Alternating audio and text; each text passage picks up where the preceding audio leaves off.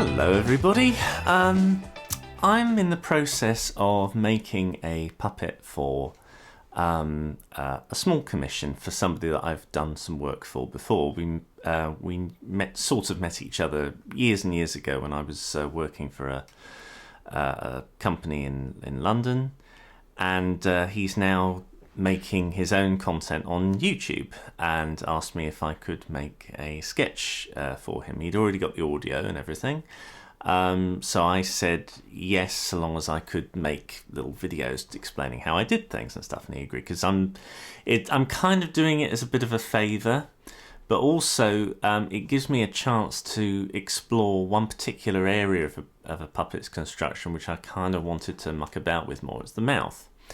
So what I've done here is I've got all the component parts of this character. The character is always going to be sitting at a table. This is a drawing I did on my iPad a few days ago, and I'm using this as the basis to create the puppet parts.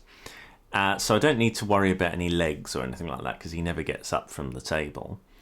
And the style, generally speaking, is this kind of scratchy style, which in some ways actually makes it a little bit more tricky to work with, because if the character's lines were just cleaner, then you can do a few more fun things a little bit more easily. So what I've done is, if you look at, for example, the construction of his jaw, it's separate to his sort of main head, and they sort of join together.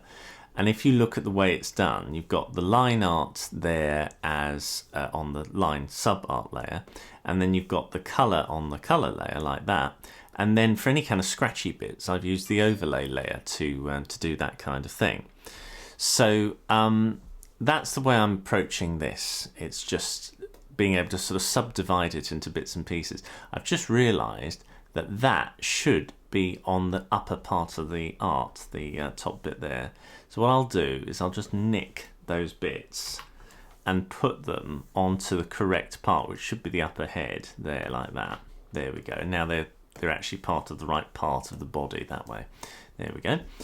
Now, what I've got to do first of all is tidy this up. I've done a little bit of sort of organising of various elements. I've got the lower teeth here, the upper teeth here, and the lower mouth and the upper mouth and things like that, so that I could just see what I was working with. But for the most part, there's a little bit of stuff here I've done just to sort of work out how I would do texturing, because if you notice the way his whole body is, there's quite a lot of texturing going on.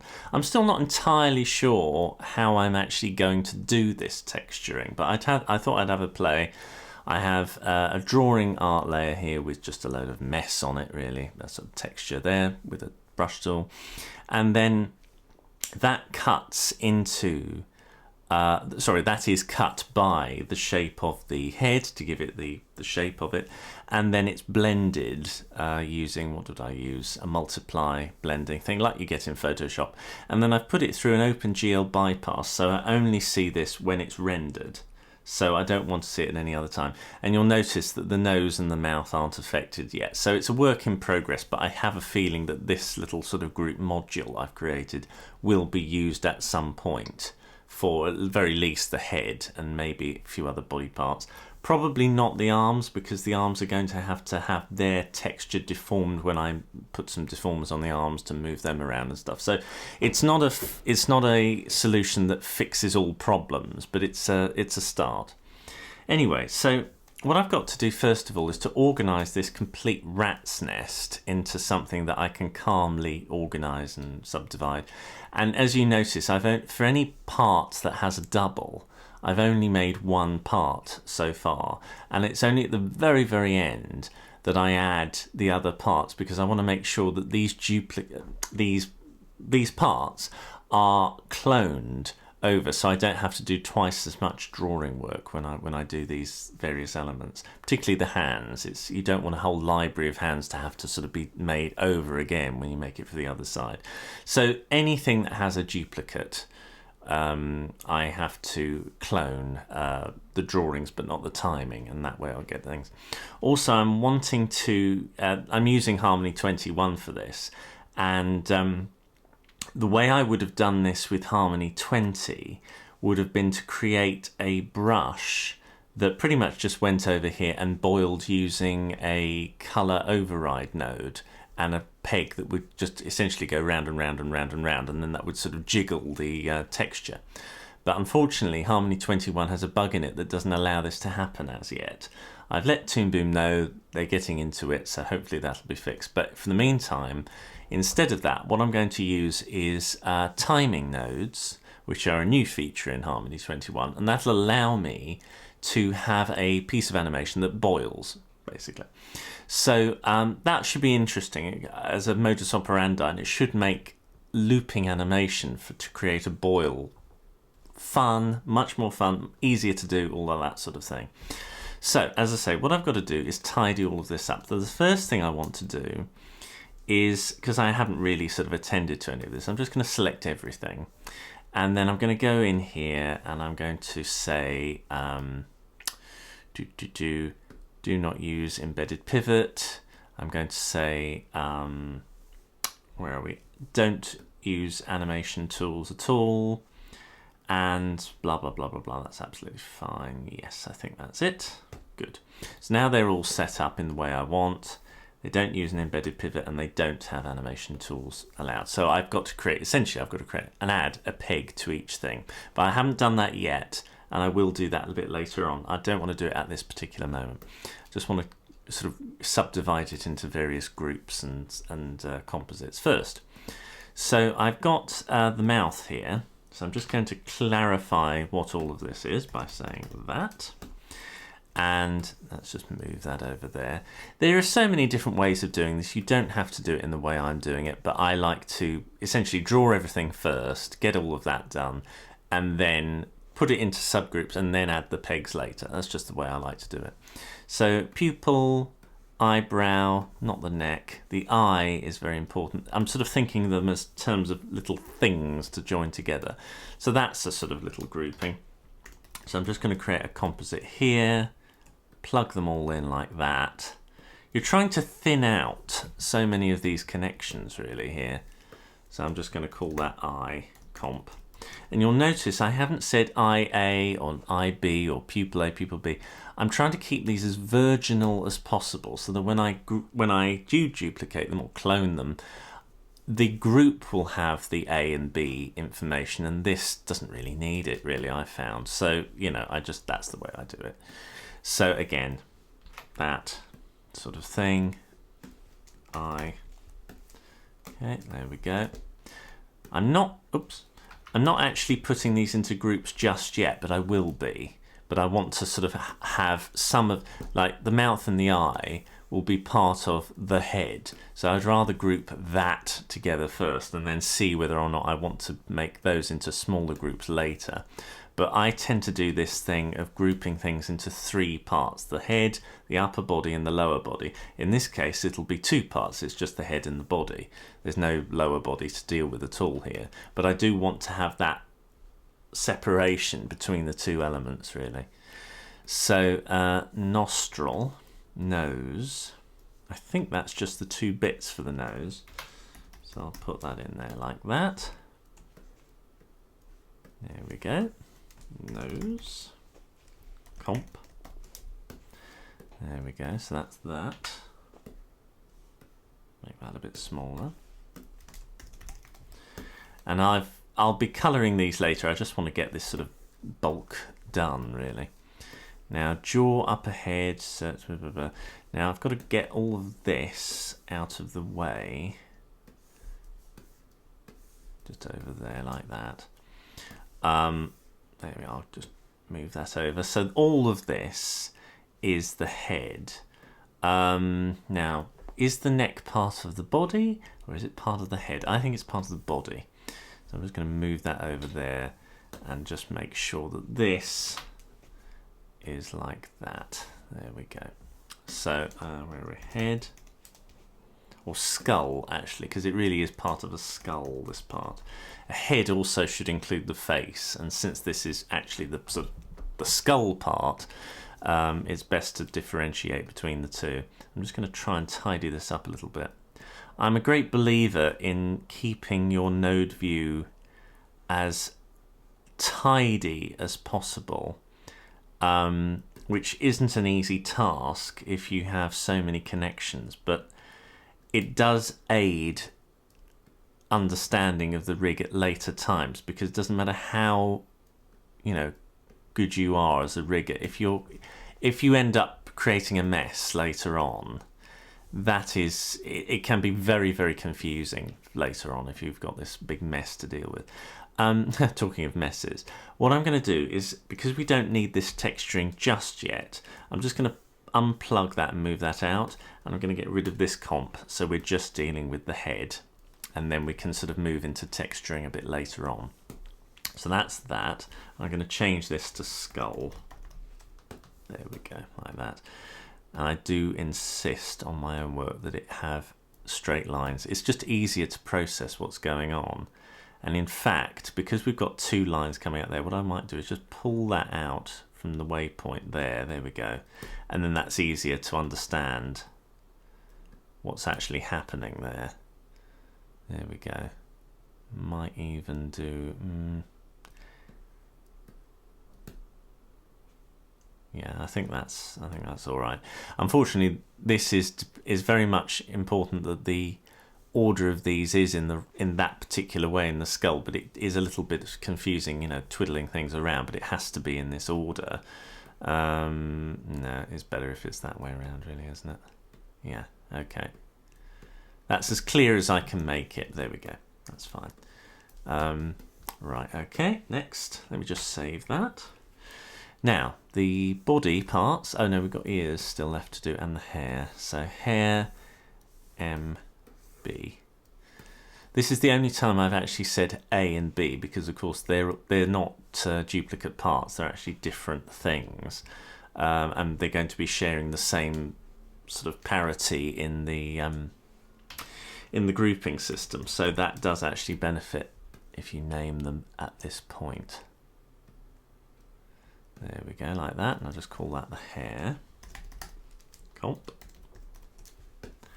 There we go, like that. Just do another one of these. Hair. On another note, we're in ye olde Englandy. The weather is actually pretty good here at the moment for this time of year. It's very warm. I can't get over just the fact that we're in late October and I'm still wearing a t-shirt indoors. Granted, with a little bit of warmth, but it is still quite warm. I can't get over that. I'm very happy about it. I don't want that to stop. In England we have such miserable weather for such a long period. It's a delight to have something so welcoming for such a long time. Now the wrinkle, I've got a little wrinkle on his arm. Where's the arm? There. So that, as far as I'm concerned, is part of that. That is also part of that little group there. You've got the shirt and the torso sort of linking the same, and I would say the neck as well. So the ear is the sort of odd one out for the head stuff. So we've got all of that. This is all to do with like body stuff. In fact, it's so connected. I'm going to put a comp in here as well and just say, there we go, like that. That's a torso comp. There we go. And then an arm like that. Well, we'll see how it goes, but it would actually go like that, like that. That's it, more in that sort of general direction, like that. There we go. And I would call that arm comp. There we are, like that. Okay, so that's all of that. Now I'll just put some more groups on here. So torso, yeah, helps to spell it properly. There we are. And then this one is the arm. There you go. So we've got all our bits and pieces organised, and this rat's nest now is a lot easier to decipher, but I'm going to make it even more cleared. up. So I'm just going to move any of these parts away because that's something else. That's something to do with that, with the body. And I'm going to group all of this. In fact, I think I'll make all of these into one single composite. So the eye, the nose, the skull, the ear. Some of these may shift around in the wrong way, but we'll come to that in a bit. And that's the torso there. Yeah, and that's the... If I do that, it'll probably... Yeah, I thought it would do it that way around. So if I just do that, it'd be easier, isn't it? There we go, like that. And then all of this stuff I will put through so that we get it as one whole thing. So this is the head. Comp. And I'm going to group the entire thing like that. There we go. So we've got now head group. Like that. Simple enough. And then we have the body group.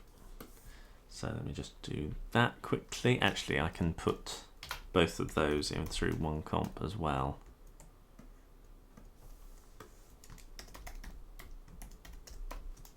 There we go. So that's the body comp. That's the body group. Just done now. There we go. So we've got the body subdivided into two bits. And I can just move that and shrink that down like that. There we go. Now, for me, I always make the head red, and I make the body I make the upper body yellow and the lower body blue.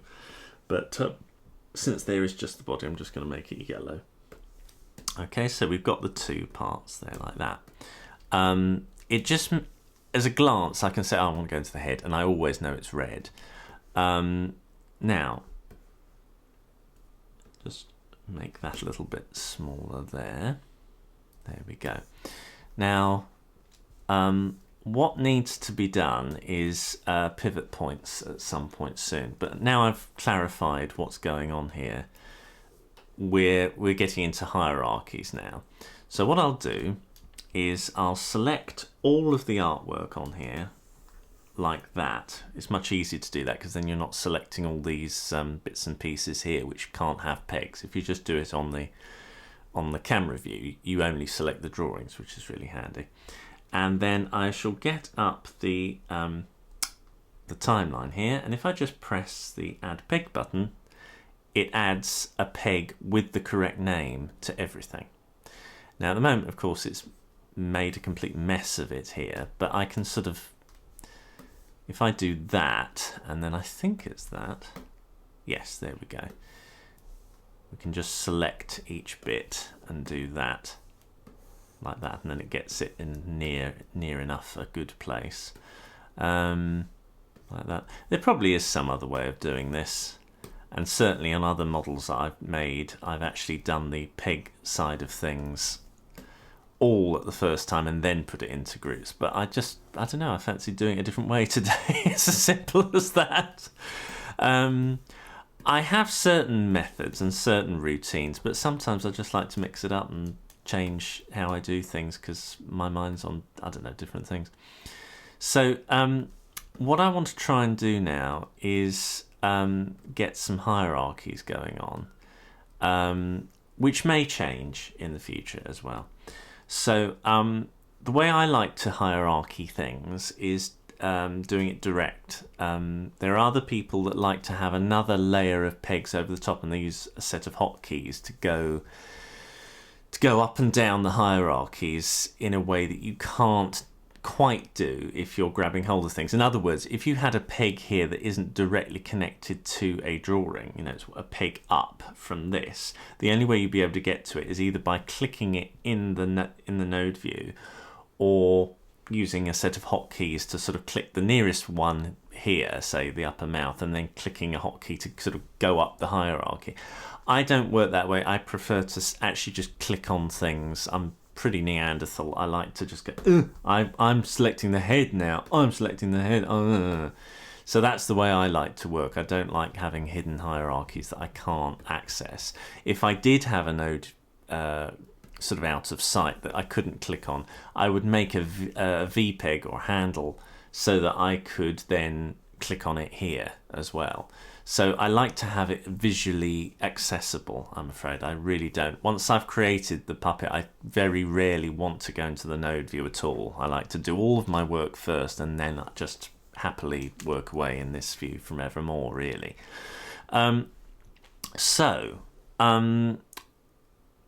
Let's start. So the first thing I've got to do, now everything's got a peg, I'm just going to quickly... everything's got a peg. The body has got a peg. How has that happened? That's interesting. Oh, that's interesting. Okay, that's very interesting. Don't know why that's happened. Let me do it here. Luckily there are fewer pegs. That's it. Okay, again, this isn't the way I do things normally. I usually draw everything first and get it all jumbled up. Then I put a peg on and then I make the hierarchies. But I don't know. Just fancy doing it differently today because I'm in that kind of a mood.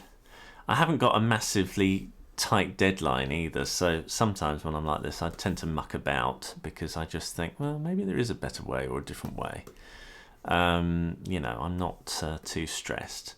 And you know, if you're rigging and you get something wrong, it's all right. It's normal. Don't stress about it. There's a million ways of doing the same thing. There's no right or wrong way of doing anything. Doesn't matter who says it. It's just, you know, depends on the task, depends on who you're doing it for. You know, I'm doing it for me. I know what I want and like. So that's that. Now, yes, it's not an arm comp, is it? It's arm there. There you go, you see, getting distracted. It's me talking as well. I'm making a few sort of mistakes because I'm talking. I think that's part of it. Right, so now I've got those. Let's try and start with the hierarchies of the mouth and all of that. So if I'm wanting to move the mouth around, generally, I'm going to link everything to the upper mouth. The upper mouth is the thing that dictates where everything else goes. So for the moment, I may change my mind on this, but for the moment, let's do that. So the upper mouth goes here, the lower mouth, and then the upper teeth and the lower teeth all come from that point. So there we go, like that. And then what I will do, just to neaten this up, is just do that, and then that's a little easier to see that the upper mouth is controlling all three parts. There we are, like that. That was easily done. Now let's do the eye. So again, some people like to put a little handle on the eye. I try to avoid endless VPEGs for everything. I like to try and get hold of the actual thing if I can.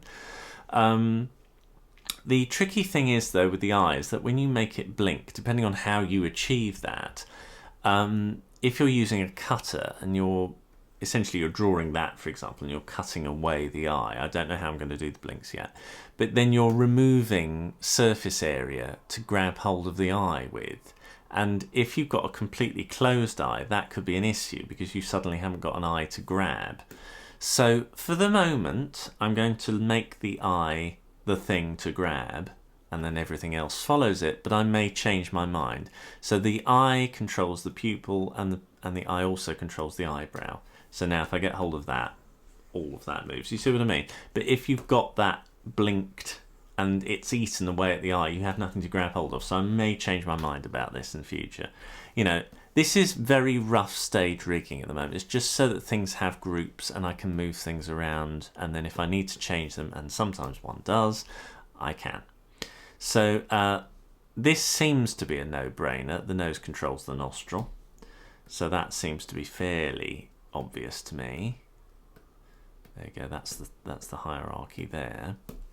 And then the upper head and the jaw and all of this, I would say the upper head controls the jaw.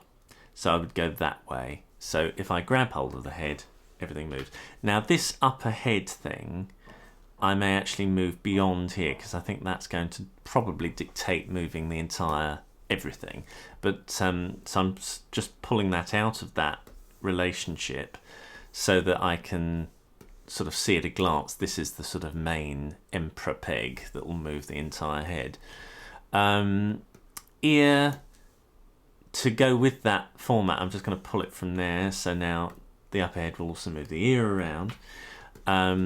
The hair, now I would say it's very difficult to know how the hierarchy of this should work, because all of those parts, I don't think I could say, oh, I'm going to move the hair around and all the hair should move.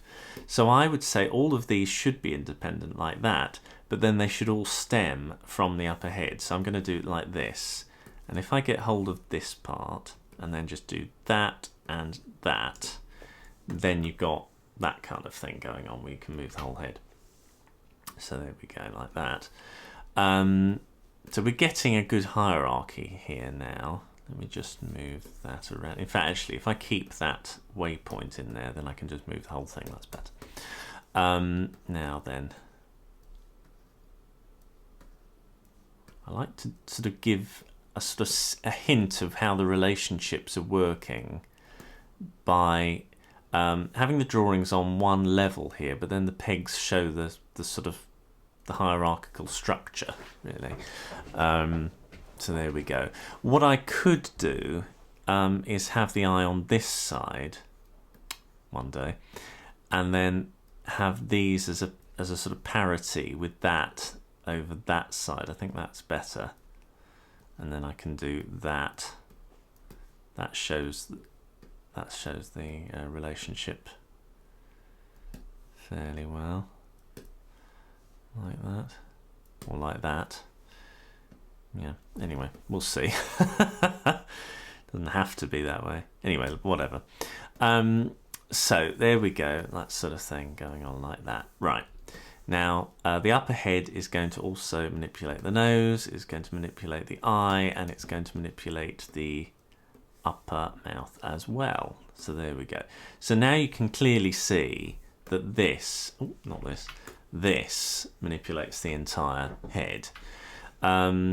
I'm going to do the pivots in a second, but I just want to get all the hierarchies done first. There we go, like that. There we go, like that. Right, so there, and then the arm will control the wrinkle, and the arm will also control the hand. So we've got that kind of thing going on. Let me just tidy this up a little bit here.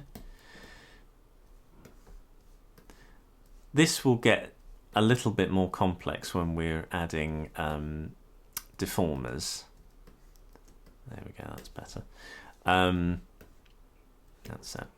But for now, let's just do this. I'm constantly having to sort of shift these boxes around, but it does help my eye understand what the heck's going on. Right, so torso there.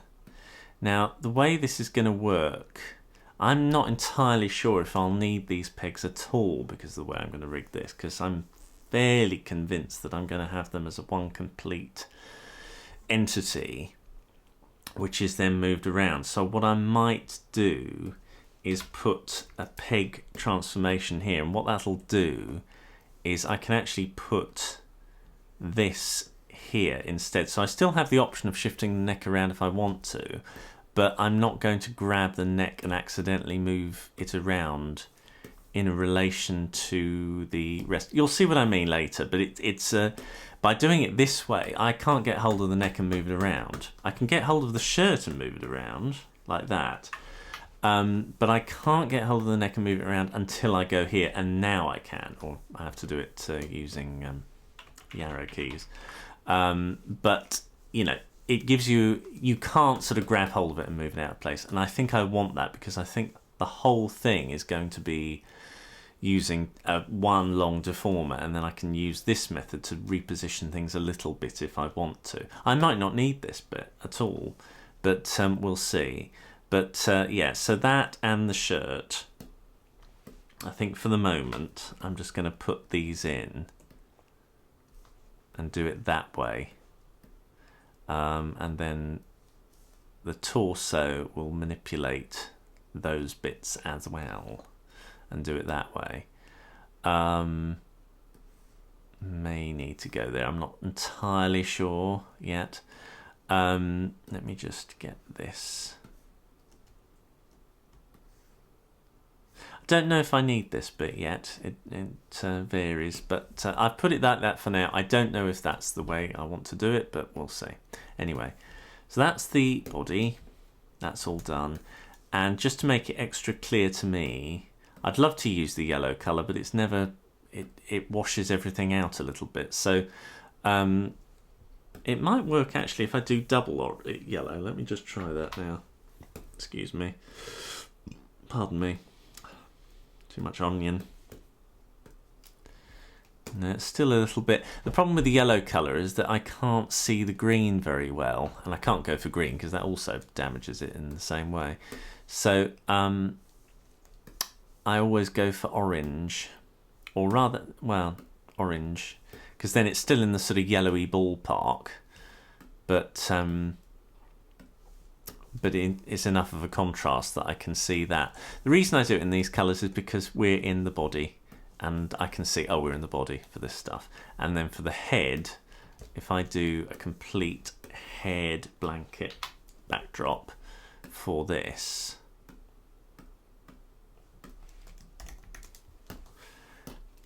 and then, I mean, you can leave it like that, but these grey parts, got to go in and make them red as well.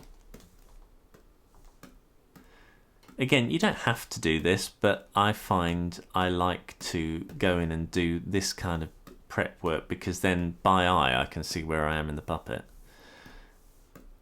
I only do it for the first layer. I don't go into... If I create groups further than this... Ooh, okay, I made them burgundy. Oh, brown, okay. If I go into groups further than this, I don't bother colouring them. It's just the top layer at the moment because I don't see the point really. I mean, I could do, but you know. Anyway, so this clarifies it for me. This is the body, and this is the... I should do that as a body. There we go. So body there and head there. I mean, it tells you as well, head there and things like that. So, you know, I've got a clearer way of knowing where I am in the node view. Now, what I've got to do is I've got to create the right pivot points. So the best way I find for this is if I just start from the top and work my way down. So if I start there and I get the, what's the word I'm trying to go for? The rotate tool. And now let me see. Does it work like that? Just trying to remember which bit. Yeah, okay, so it has to... Yeah, okay. Right. Only works for that one. Right, okay. Right, up ahead. Is there a way? Let me see. Just trying to think now. Can't remember. When I used to do the pivot tool, this one, I used to turn on that and then I could get the right pivot there, but I very much doubt that that's going to affect the peg's pivot. I don't think it's going to reset it to the right... No, it doesn't, which I didn't think it would anyway. So what I've got to do is just do it this way. It's slightly annoying.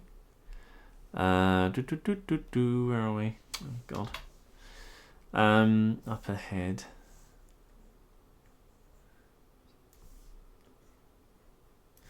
What I could do actually, does that affect that? No, it doesn't. Up ahead. Up ahead would be there actually, because that's the joint of the neck. The upper mouth is there. Oh, maybe we are getting the right stuff. Bear with me with this. I've turned that on, but I'm not sure if that will make a difference. Oh no, so it should highlight things, yeah. So why wasn't I getting that? Oh, it was highlighting the entire head, of course. Yeah, I was thinking, why am I not seeing something obvious to tell me what I'm moving? And then, of course, it's... So any part that I'm moving will be highlighted because that's what happens. So there we go.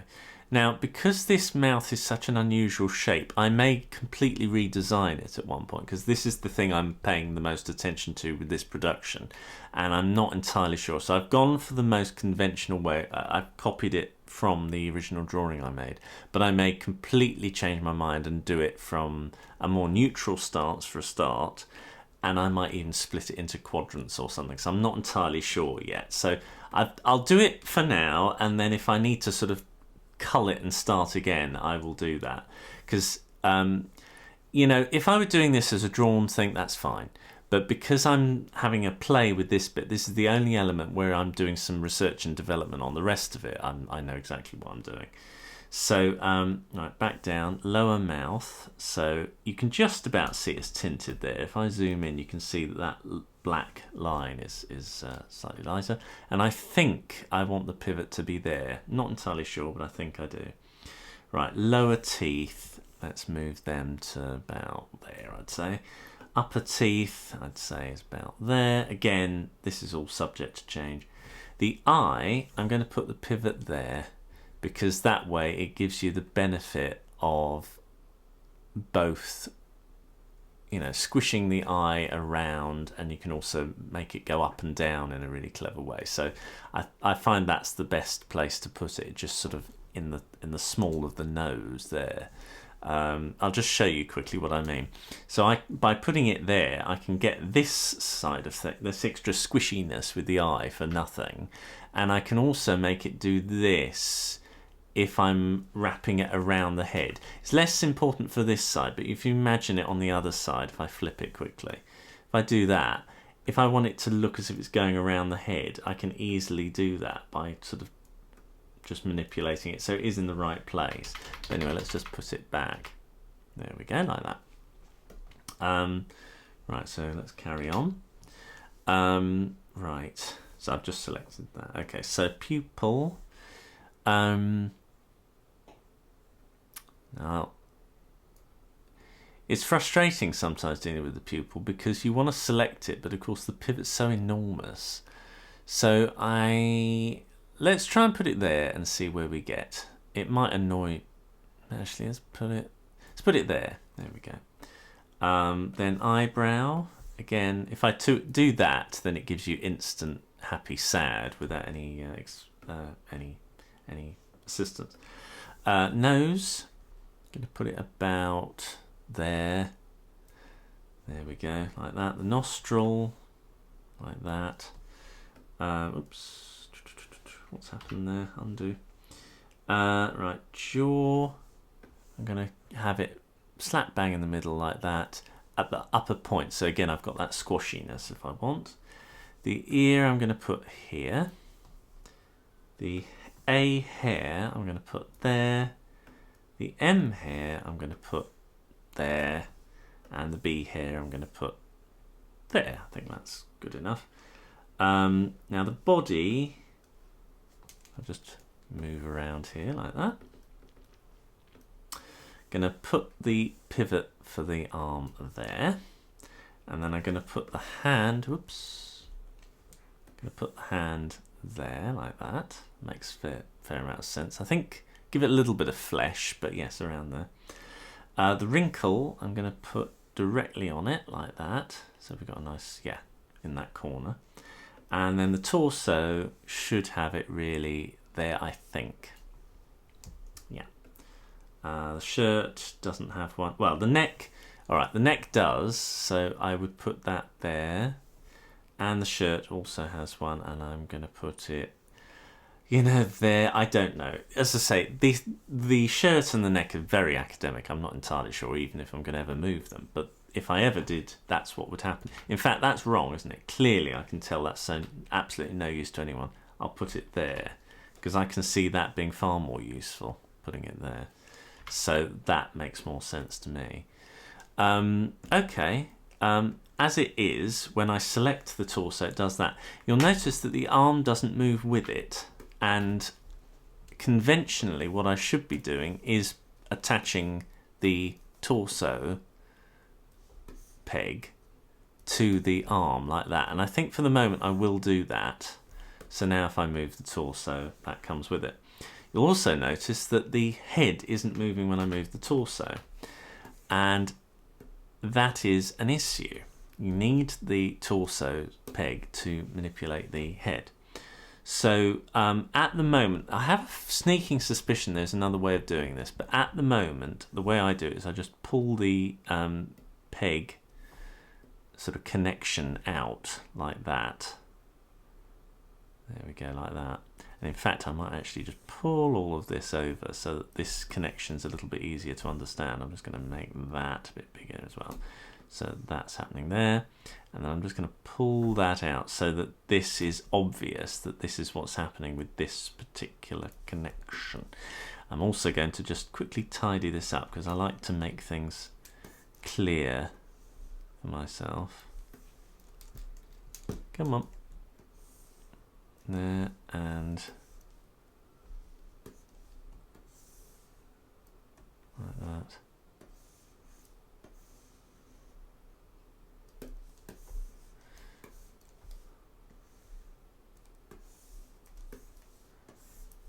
I like to know where things are going, how things are flowing as easily as I can.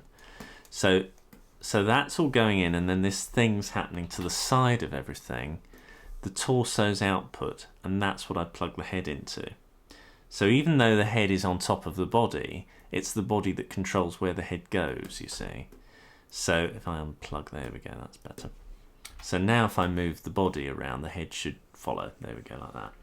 So body controls head, that's the hierarchy, even though the head is on the top. Yeah, it's a bit confusing, but there we go. Also, the hand is not in the right place. It should be more that. So in terms of where it goes on the comp, that's that. However, I'm going to leave it like that because I can just shift the hand back and, you know, get the same result, and then shift the arm forward a bit. There we go. So there we go. It's cleared that up. Now, what else is there to do on this level? Not entirely sure. I think that's it, really. I think that is pretty much it. What I'm going to do is collapse this, and then when you see it open with this, you can see you've got the body section and the head section like that, and it just means that if there was a piece of animation from the head I liked or the body I liked, I've got a separation there, and it's clear which area is doing what job. I'm really a fan of this now, having separate sort of runways for different parts of animation that I can reuse at a later time if needed. So that's the textured mess. At some point we're going to be having a few master controllers. It's mainly for the head, actually. I'm going to keep master controllers quite minimal for this. It's just going to be a very simple head turn, and the mouth may have it. I'm not entirely sure. That's the area that I'm going to experiment with, so I'm not sure how I'm going to do the mouth for this production. So that's pretty much the reason why I'm doing this production. It's the mouth I'm interested in. So what I'm going to do is create a comp. Now the way that master controllers work is that they have to be at the most parent section of a group for it to work. So let me just change the name of that. So unfortunately I can't group the master controller area for it to work, because it'll just sort of be, it needs to be able to go back within the other groups. It can't sort of come out of its own group and then into those. It's got to sort of only go in one, it's got to flow in one direction only, master controller stuff. So I'm going to call this control comp, and that way I know what this job is doing.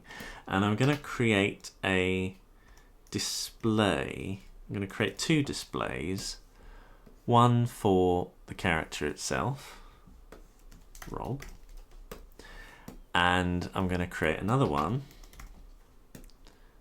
which is for the control. Rob console. There we go, like that. And then when I eventually do want to control the character, I've got one display that can show the console, all the levers and everything, and one for the character here. So that's the way I do things like that. Fairly straightforward. And also I'm going to put a color card on here. Not sure what color I want for the moment, but there we go. Now, I'm not entirely sure why it's coming through there. Oh, I know why. It's because it's being attached to that. Don't want that. Idiot. Yes, I want... Now, what do I want? Ah, I know what I want. What I do is I put another comp underneath that and do it that way. You have to, as far as I... Well, I'm not sure, actually, you do. I can't remember now if I do it that way or not. It's fun. There's funny things. I can't remember if this part actually has to be connected up to that. I'm not going to for a while. I'm going to keep that loose, but I do have to connect it to the multi-port out. So I've got the control part not connected up to the main comp of his character, but I have got it connected out of the character's main group. What this allows me to do, this part doesn't have to be connected to anything, but it does allow me to have a key frameable timeline now. It has to have an out here. It doesn't have to connect to anything, as I said before, but it does have to have an out. Otherwise you won't see the keyframes for all the levers and everything, and it can cause a lot of problems if you can't delete a keyframe you've created for a lever. They start animating on their own, the levers and pulleys and everything in the console, and they're not actually having an effect on him. So just trust me when I say you've got to have a little out when you create your control, and that's got to come out of the control composite. So any of your master controllers will be attached to this composite, and you know, quite happy they will both be. So that's that. There we go, like that. I put a color card there and I made it purple. I'm just going to change the color to make it the color of his shirt. There we go, that'll do. So that I know which is which. And I'm also going to create a piece of text to go on here. There we go. That's fine, and that's fine. There we go, like that. So just going to quickly do that. Now I think I'll create another palette for this job. Call it. There we are. And I'm going to make it a lighter colour. It's not quite there. There we go. Oh, multiple wheel mold. I prefer that. Right, so let's do that again. That one there, and then I want to increase the value. That's better. And then type it and call it Robert. That's it. That was handy. It's got lemon milk as the text. So that's nice. I like lemon milk. That's what I use for my branding. So there we go, like that. There we go, like that. I often have the word of the character along the side like that because it's not in the here I find it's very in the way, but here it's actually kind of helpful. I can still see the word and I've got loads of room to move things around here. So I'm just going to lock this now. There we go, like that. I'm also going to lock that so I'm not able to touch any of it. That's great. And what I've now got to do is figure out how I'm going to rig the puppet, because all the pivot positions are in the right places now. But now I've got to start thinking, how am I going to move all of this around? So the first thing I'm going to do is create a well, maybe not. No, don't do that yet. No, I'm not going to do that. What I'm going to do is I'm going to create a few deformers and constraints and things to see how well things are working. Also, I'm going to have a swig of water because my throat. Oh, that's it. Now, here's the arm, and I'm just going to put in a deformer here. Now, I prefer using curved deformers for this job, and I think this is what I want, but I don't know. So I'm just going to put in 2. I'm not going to have loads. It's best to keep curves simple if you can, but I do think I want that level of smooth control like that. I think this is what I want. I don't know this is what I want. I'm quite happy that the puppet does this plus shape with this character, actually, because it actually works with his scratchy lines. But if you didn't want this, you can make a cut in the center, make it 2 parts, an upper and a lower, and then just shift backwards and forwards the separate parts. I put it in my book how to do this, but I think for the purposes of this character, for the moment at least, I'm not going to bother to do that, just because I think it's a waste of my time with a character that's this stylized. So I'm going to just leave it as it is. Simplicity is always better. And what I'm going to do is, I am really into the idea of moving the hand around and the thing follow.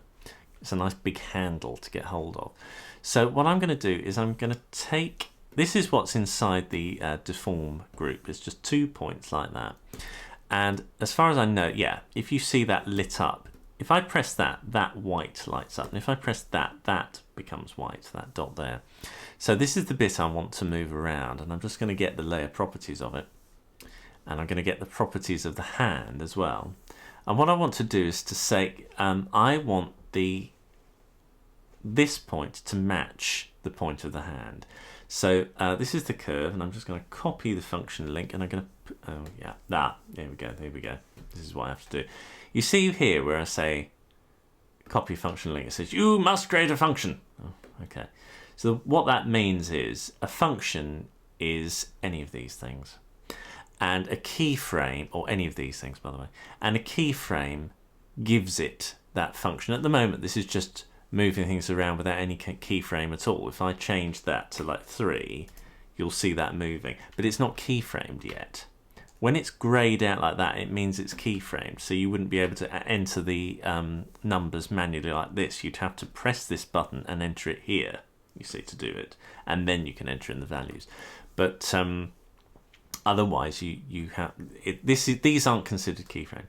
So what I'll do is I'll go into this and I'll just press the add keyframe button, and you notice they all go grey. These are now, they now have a function, they now have a value.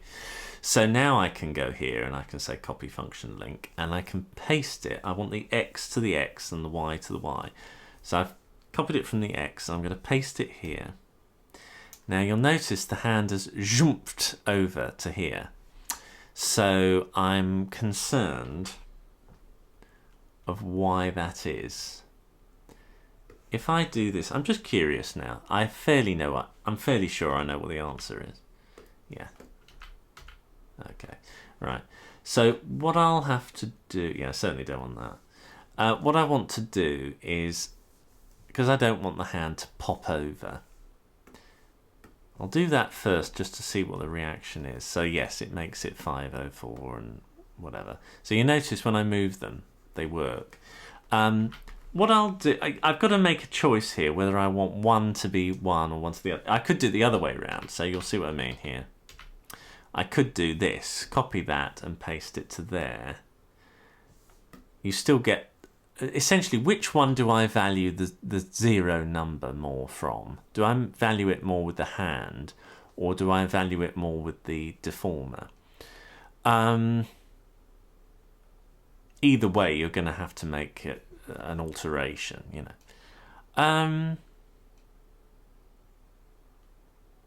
Oh, actually, I wonder. Oh, there you go. That's a way of doing it. Oh no! Oh no! I don't think it is. No, it's not. Nah, because that part isn't still. No. Okay. I didn't think so. I thought, oh, I've discovered something new. No, it's nonsense. Okay. I really see it as a muchness. I can't see any real benefit of either to be zeroed, really. Oh, actually, maybe the hand.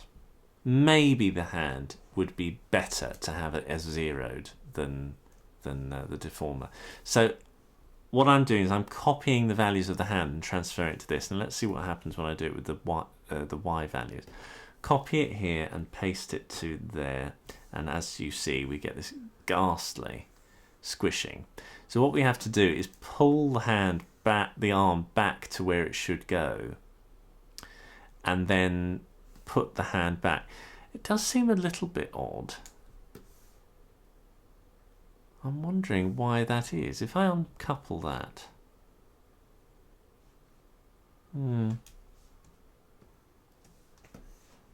sure I've done this where it just does it automatically and it just, oh, you know, boom. But yeah, it's funny. I'm sure I've done this where it doesn't do that. This is a quandary, isn't it? Okay, I know how to fix this problem. It's not a big deal, really, but I'm sure I've done it in a way where I didn't have to go through the next step. I just did it, you know. No, I don't want that anyway. Let me see. It's one of these weird issues that you think, really? Are we still having to fiddle around with that? Oh, hang on. Right, so the pivot now is in the right place. You notice that? Maybe that's what I should have done. I should have just done that. Yeah. So if you do the pivot to 0, then you're getting it in the right place now with the hand. There we are. And then I'll just move the artwork to the right place. Oops. There we go, like that. There we are, and then the right place. So, yeah, okay. I have a feeling now, if I were to do it the other way round, if I were to disconnect that thing and put it the other way, it should connect and all is merry. Let me try that, actually. Put it local and local.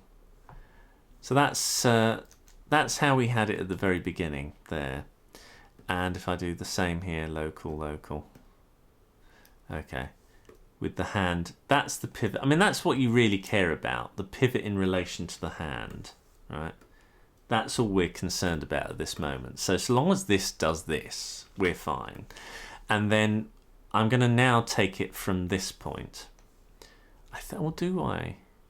No, because ultimately, the reason I'm concerned is, do I have the hand always have 5.2 to be in the right place? Or do I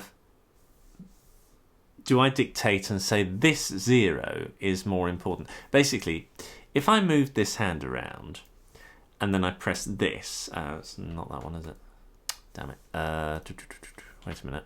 I have to have this selected because this, you notice that magenta box, now it's yellow. If I press this, if you look at the node view, if I press that, it selects the peg.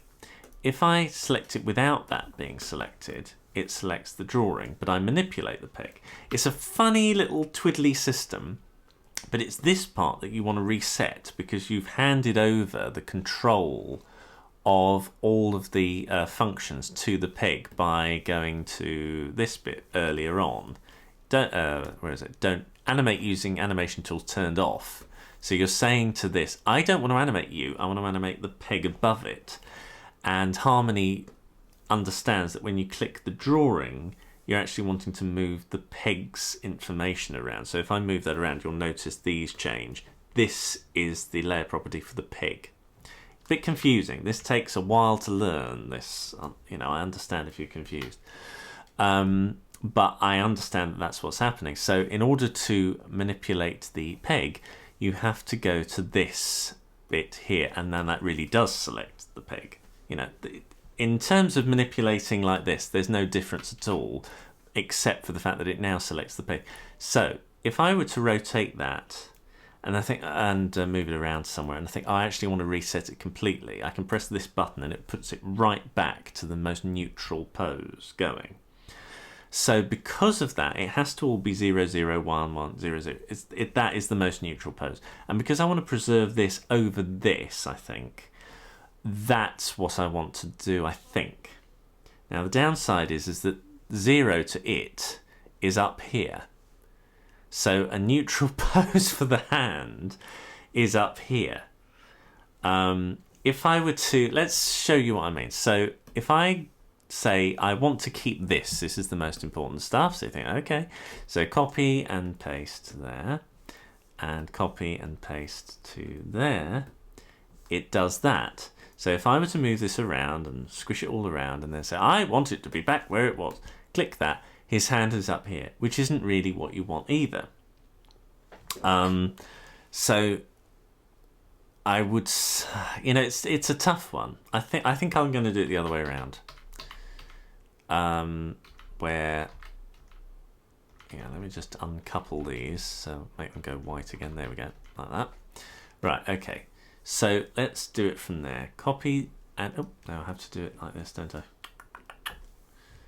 Do that. There we go, and then copy and paste, and copy and paste. So now they're in the right place. And because I had a zeroed pivot, that's the big difference. It now is in the right place. I forgot that. So now it is in the right place. Now the difference is, if I were to move that around and shift it all around and then say, oh, do you know what? I want it back to beginning. Now that's the problem. It's doing that, but I think if I do that, I have to do it here, don't I? There we go. Oh, so yeah, you get the best of both worlds, I suppose, there. It doesn't really matter which direction you do it in. It works. You have to select the right bit, and then if you want to manipulate a deformer and put that in a resting place, you go here, not here. Yeah. It's a pain. In fact, it didn't really matter. The thing that crucially mattered was to put the pivot at 0 for this, because you want to, for hands, you want the pivot to dictate everything. So you make sure that that's zeroed, and then you move the artwork to the zeroed position in the hands.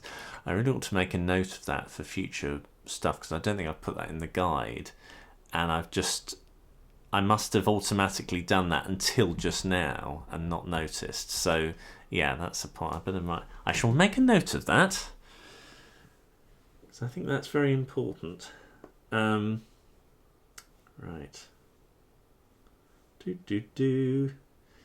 Right. Guide.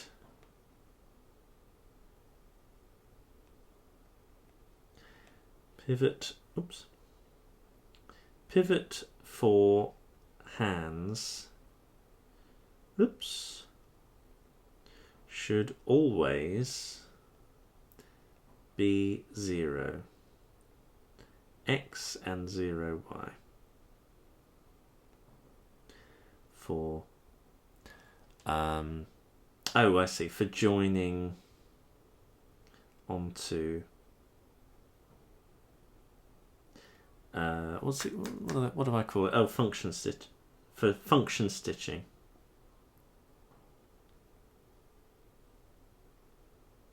onto deformed arms. There we go. Great. I'll just write these little notes. I do this all the time when I find some discovery. I think, right, I'll put that in the future works. There we go. So you heard it here first. So now if I move the hand around, I can move the entire arm, and it just gives me that extra, level of control there, like that. I just find it really helpful to have this extra thing, and I can manipulate the whole thing.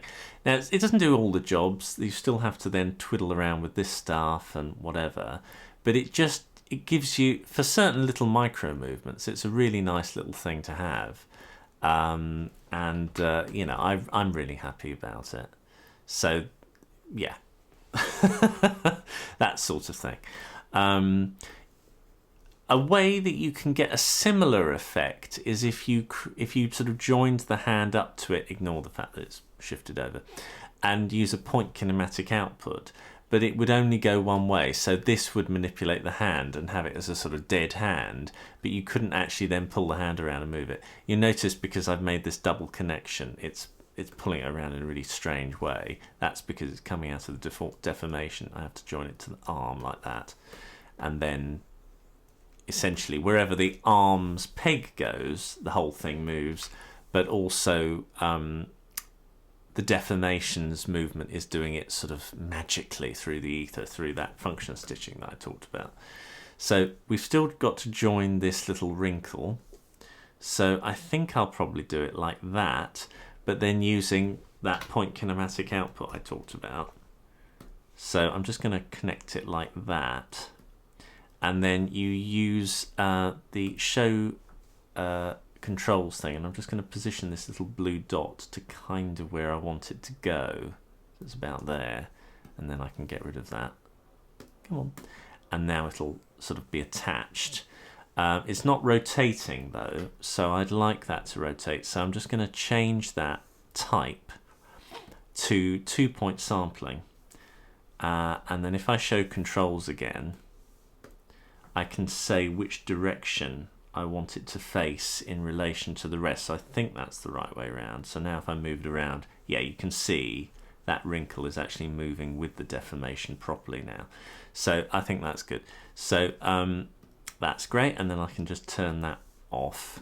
So now you've got something which can still manipulate on its own. I can still fiddle around with it and change it and possibly put another deformation on top of it, but it will move in relation to the hand, or the arm rather, in its own way. So that's really nice. So there we go, like that. There we go. Nice swirly whirly shapes. Now I'm going to do the same thing with the body. So the torso shall have a one big deformation all the way up it. I like to keep, I'll just turn that off now. Notice, yeah.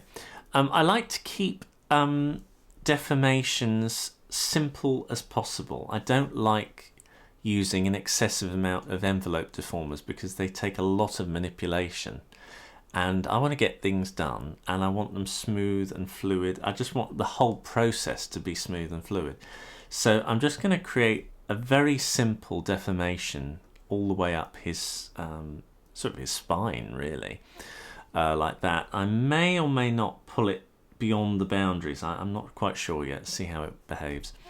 So if I move that around, I just want to see the shape of this. Now you'll notice you're getting this sort of puckering here, and that's because it's sort of stopping at this point. So I do need to definitely move that part down. So let's do it beyond the boundaries, like a sort of tail, and then that creates a much smoother, yeah, that's better. Yeah, I mean obviously if you're really extreme it'll collapse, but most of it's really nice, so that's good. Now what I want to do is attach the deformation to the shirt and the neck. So I can now get rid of this little thing here, and now all of the bits can join, and that's really, really nice. I like that a lot. Now the problem is, of course, by moving that around, you're now no longer moving the head around. So what I would like is for the head to move and the body follow, rather like I've done with the hand. That would be really nice. So what I'm going to do now is take unrigging stuff, because we don't need this connection anymore. It doesn't do anything for us anymore. So I'm taking that out, and I'm just unplugging that. And now I can put it that way around, which is really nice. And I'm going to do that as well. So we've got this sort of, they're joined together to something out the top. And I'm just going to save that. You'll see what I mean in a minute. And what I'm going to do is, what I want to do is to be able to grab the head and move it, and the rest of the body follow. If not, some other, thing here. So I'm not quite sure what to do yet, whether it should be a V-peg that I move and the whole thing move, or just the head. I'm tempted to make it the head. I like it to be body parts, and then if I need to shunt that little bit over, I can do that on a separate basis later. So let's assume that that's what I want to do, in which case I select, let me see, again, the torso only has 2 parts. It's very, very basic. So I'm going to, it's that part I need, so I'm going to just bring up the tool properties for that. And then I'm going to go to the head and the upper head, and I'm going to get the properties for that. And like I did before, I'm going to make sure that now this is going to be a bit more tricky to do. So the head is the most important part. I do want to preserve that pivot. So let me think about it. Yeah, I do really want to preserve that pivot.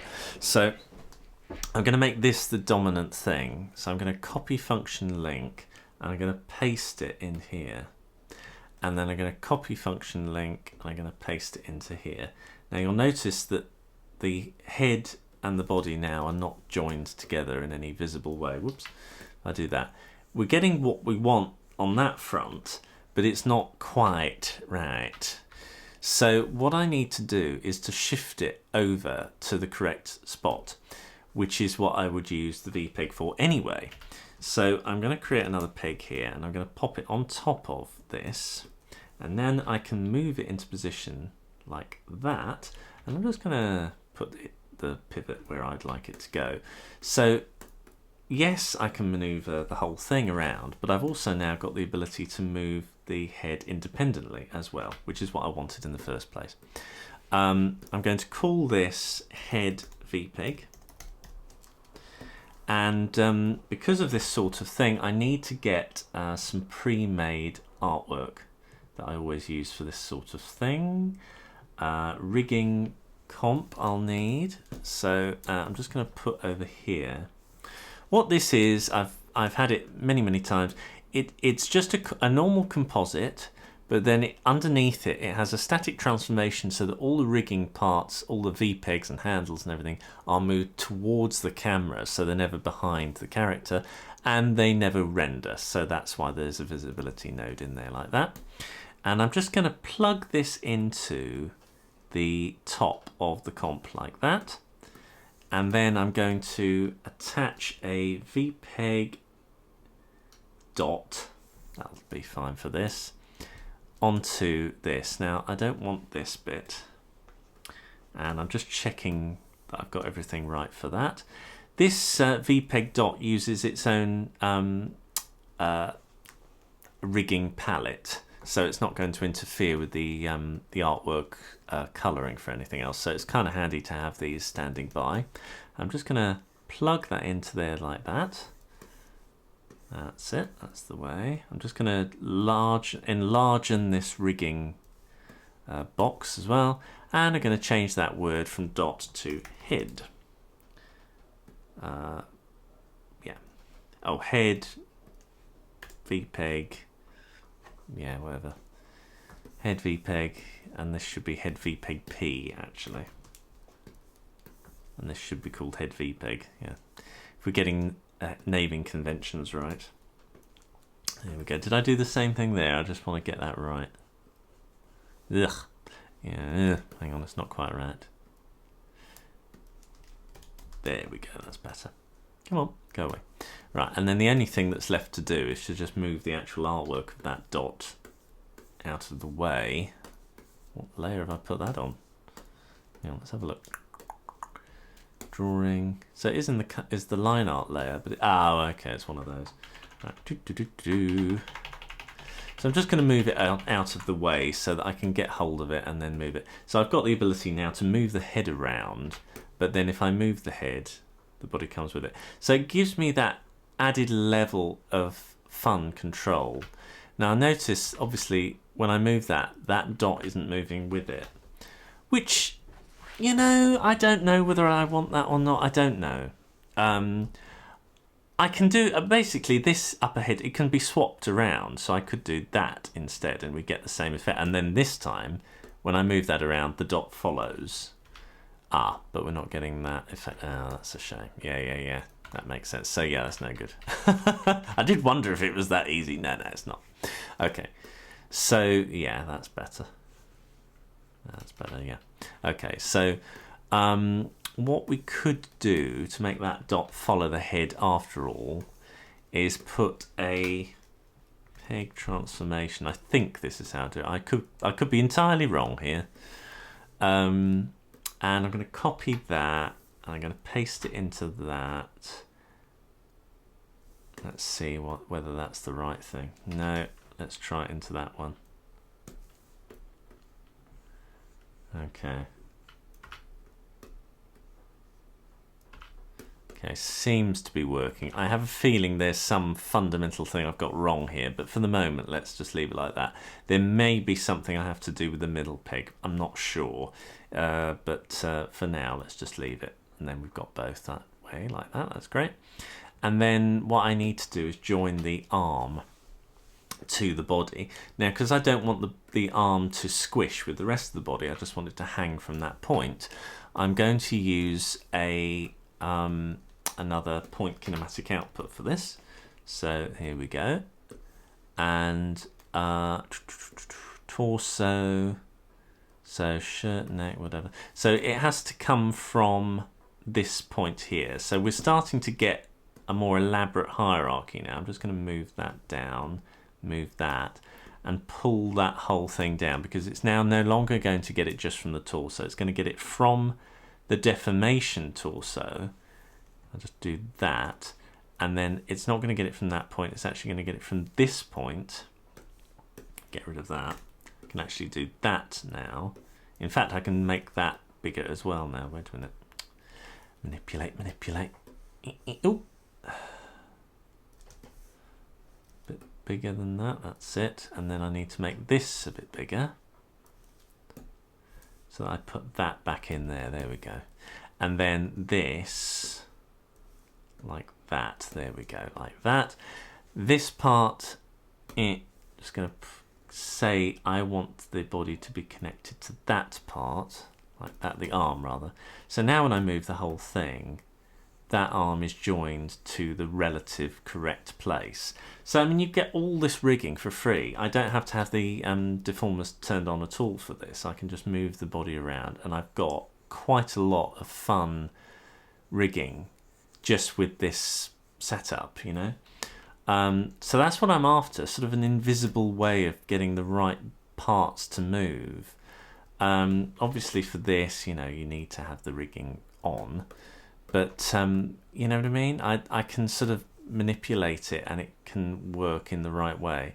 Now, if I wanted the hand to stay put when the character's moving forwards and backwards, there is a way to do it, and I've got to think how to do it, because I have done it and I can't quite remember what I've got to do. It's something to do with constraints, I know that. So I'll have a think about that, because there are times when I really do want that hand to stay put, but then there are times when I don't want it. So essentially I want an inverse kinematic output. So that's something for me to think about in a bit.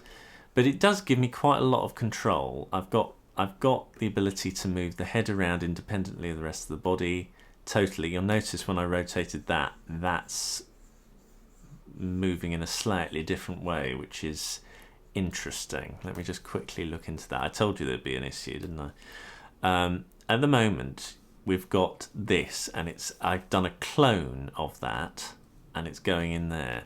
If I did it direct, so I think that's because we've got double information going on.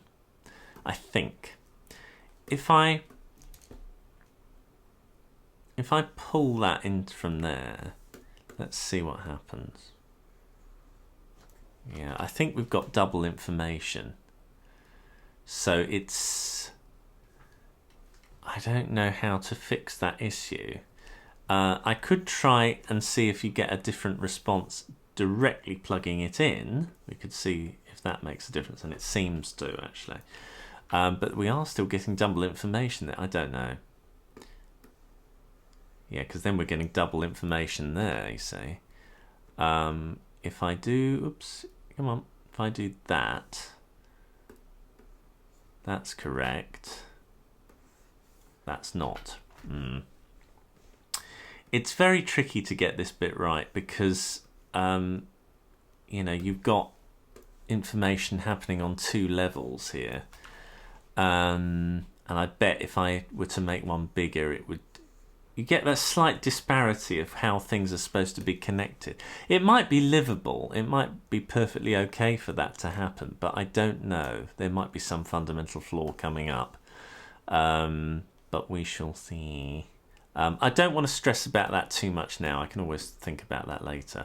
But for now, I've got a nice puppet that can move in and out, talk and whatever. I'm certainly not going to be animating this character very much with a lot of forward and backward motion in terms of, you know, coming towards the camera and away from camera. They're sitting at a table, so it's quite easy. You know, I might want to think about putting some constraints in there if I can to manipulate the arm a bit better, because you notice we've got this kind of thing going on, and it would be nice to just pull that back and have more of a curved arm, but I don't know yet. So I'm going to have a think about that on my own. So I'm getting a bit tired now.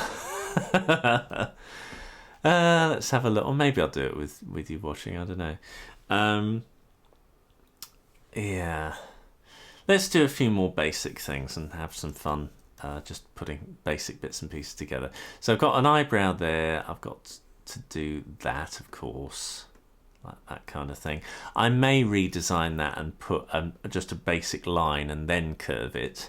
It's best to not have curved lines when you're rigging, really. You want to try and keep things neutral. Certainly that mouth I think I'm going to have to redesign entirely, but I wanted to put it in, get it done, and then undo it, you know, later. Let's see how far you can go with this. It actually looks pretty good from those angles because it's not changing width. It can actually manipulate into lots of different shapes, so I'm kind of pleased with that.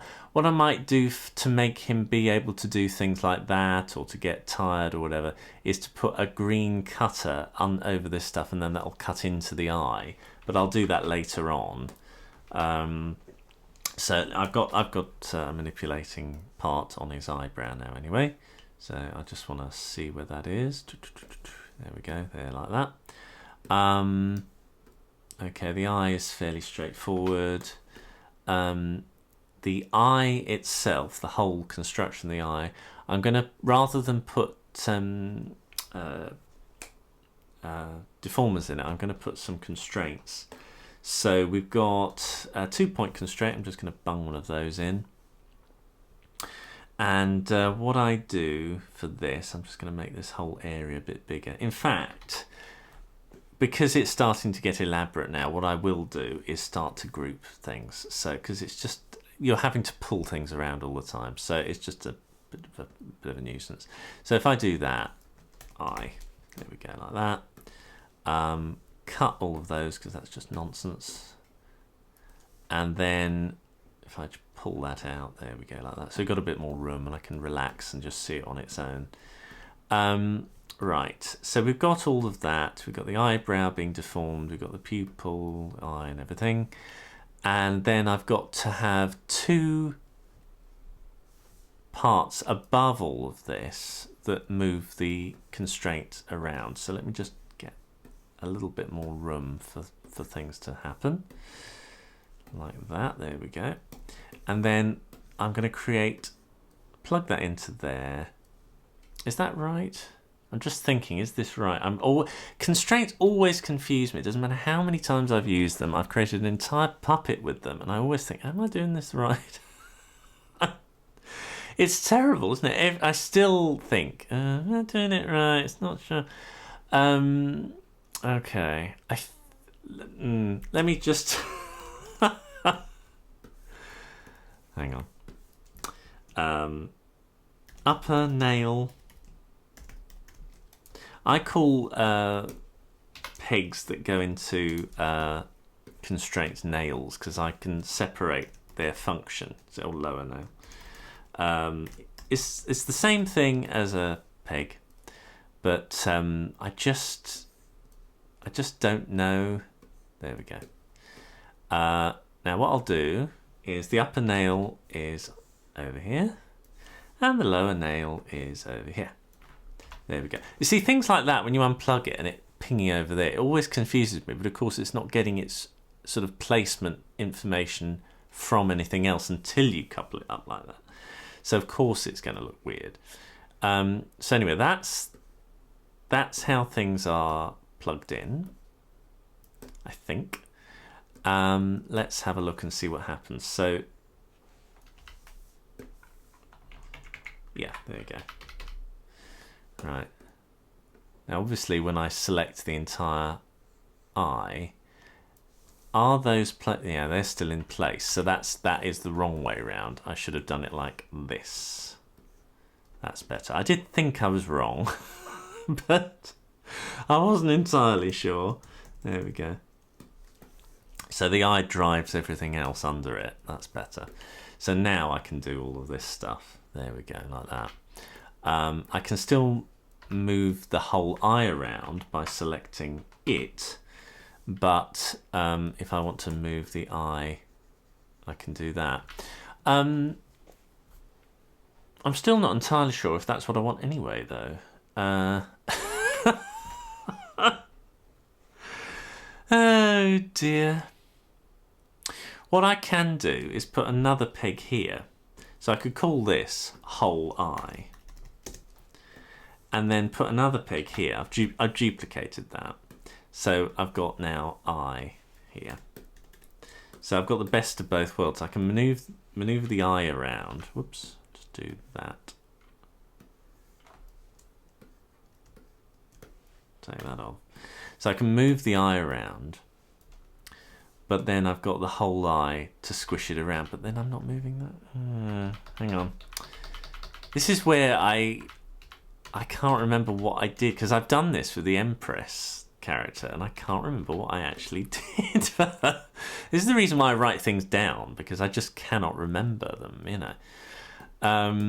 Right, so I'm getting that, which I really like, and I'm getting that, which I really like, but I don't want to grab it and do that for the eye. I want to grab that, and the whole thing is the thing. I want to grab it and get that.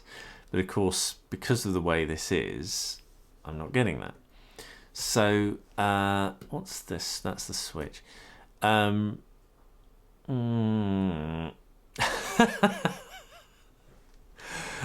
So frustrating when I come across things like this.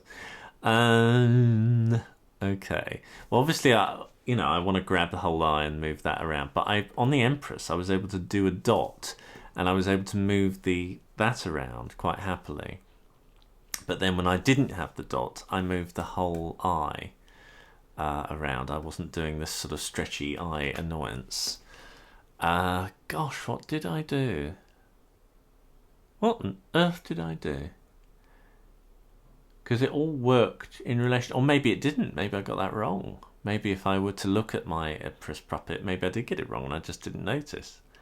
It's a possibility.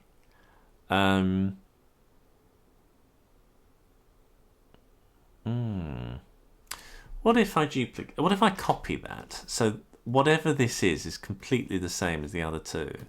Let's see. As I thought, you're getting double distance, but on the plus side, you are getting it now in relation. Is that something you can put up with, a double distance, and still get, you know, the benefit of both worlds? I hate double distance stuff, because you're manipulating it in two parts, and that's annoying me. Oh, what to do? If I get rid of it here, then yes, I can move the whole eye around, but then the upper nail and the lower nail parts are still where they were originally, and of course that will not work very well for the squashing. It has to be in relation to where that is. So before, the whole eye has to be up the top and not here. So you're still going to get that problem anyway. Gosh. How did I do it?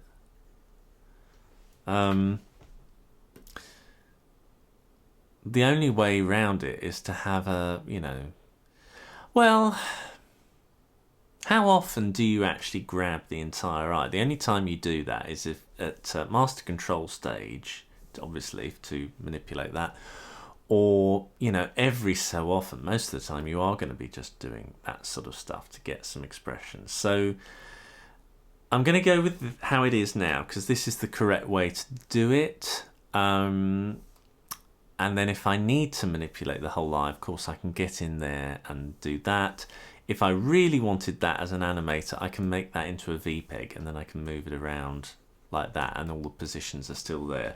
It's the best compromise, because I'm just tying myself in unnecessary knots doing it that way. So I think that's best. Okay, so I've got expressive eyes now, and I quite like the fact that they're giving a bit more volume when I squish them and do that. It gives you a bit of extra character. I've got to do the same thing for the jaw, and possibly the same thing for the whole. See, that's the thing. I think with this, I've got that strangely with a pivot point that's there. I've got that, but maybe I need another one that does a squishing as well for the head. I think that would be very useful to have a constraint slider for the head, but I'll put that in a bit later, and that will manipulate the entirety of the head. But I do want to put that in because I think it aids cartoon construction, but certainly for the mouth to be able to sort of pull that up and down at the jaw, that would be very useful. So if I do that, let's put another constraint in there. So that's the jaw. Let's go in here and group the entire skull. So there, like that. Call it skull. Obviously we get rid of all of that stuff because it's just not relevant. I never created that in the first place. And then let me just make this a little bit bigger so we can get at things better. The jaw is, that's it. The jaw is okay. Getting a bit confused here with the, hang on a sec. Let's put that there. There we go. Right, the jaw has to have constraints below it. So I'm going to plug that in there like that, and then it will make it go all peculiar. Then it won't if you plug both of them in. And then I have two pegs. Duplicate that one, not copy, and call it upper and lower. Upper nail and lower nail.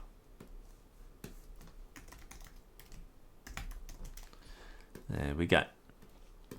I just find the different term helps me understand what it's doing. A peg is for a body part, and a nail is very much. To me, it feels like the right thing to call it. A peg seems doing a more genteel job than a nail is. There we go. So now I've got the ability to just select part of that jaw and make it go going, which could be quite nice. There's quite a lot of squashing and stretching there, which I think, depending on where I place the nails, will help.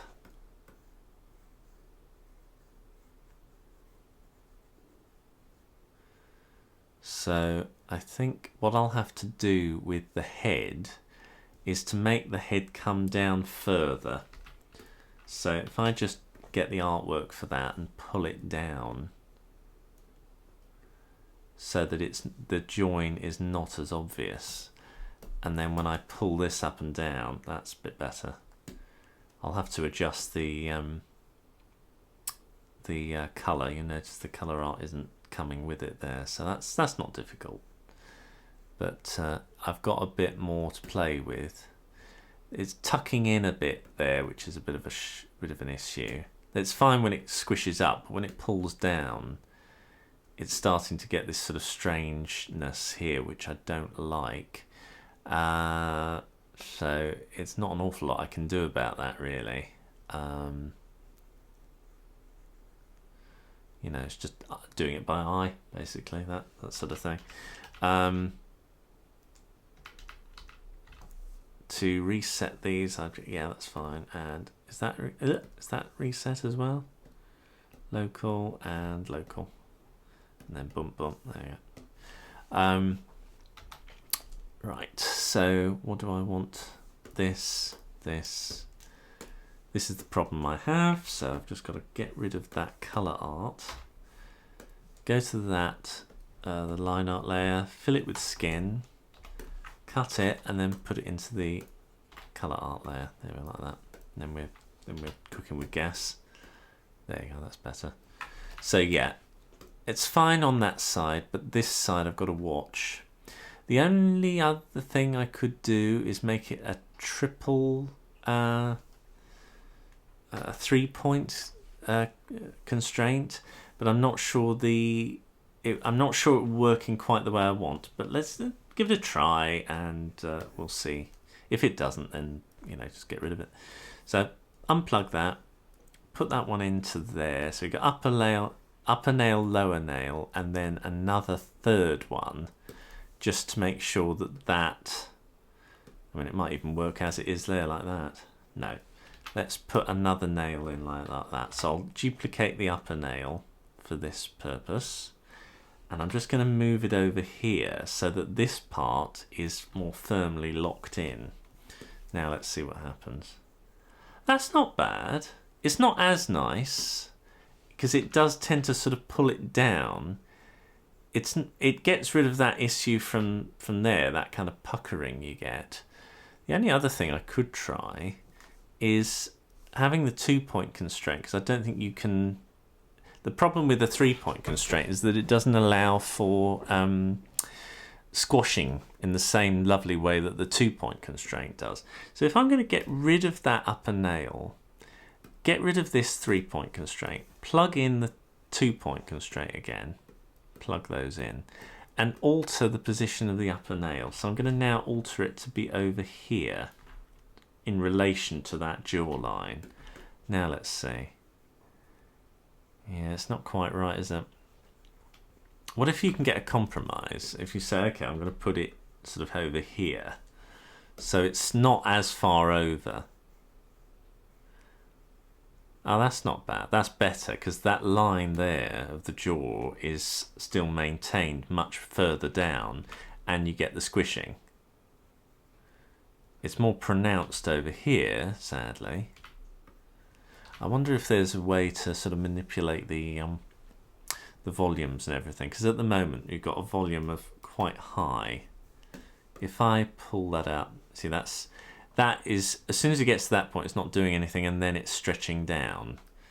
But I think that's a bit too weak. Let me try 150.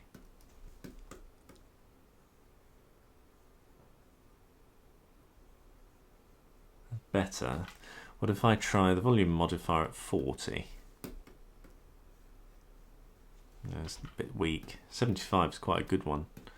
What if I do 130?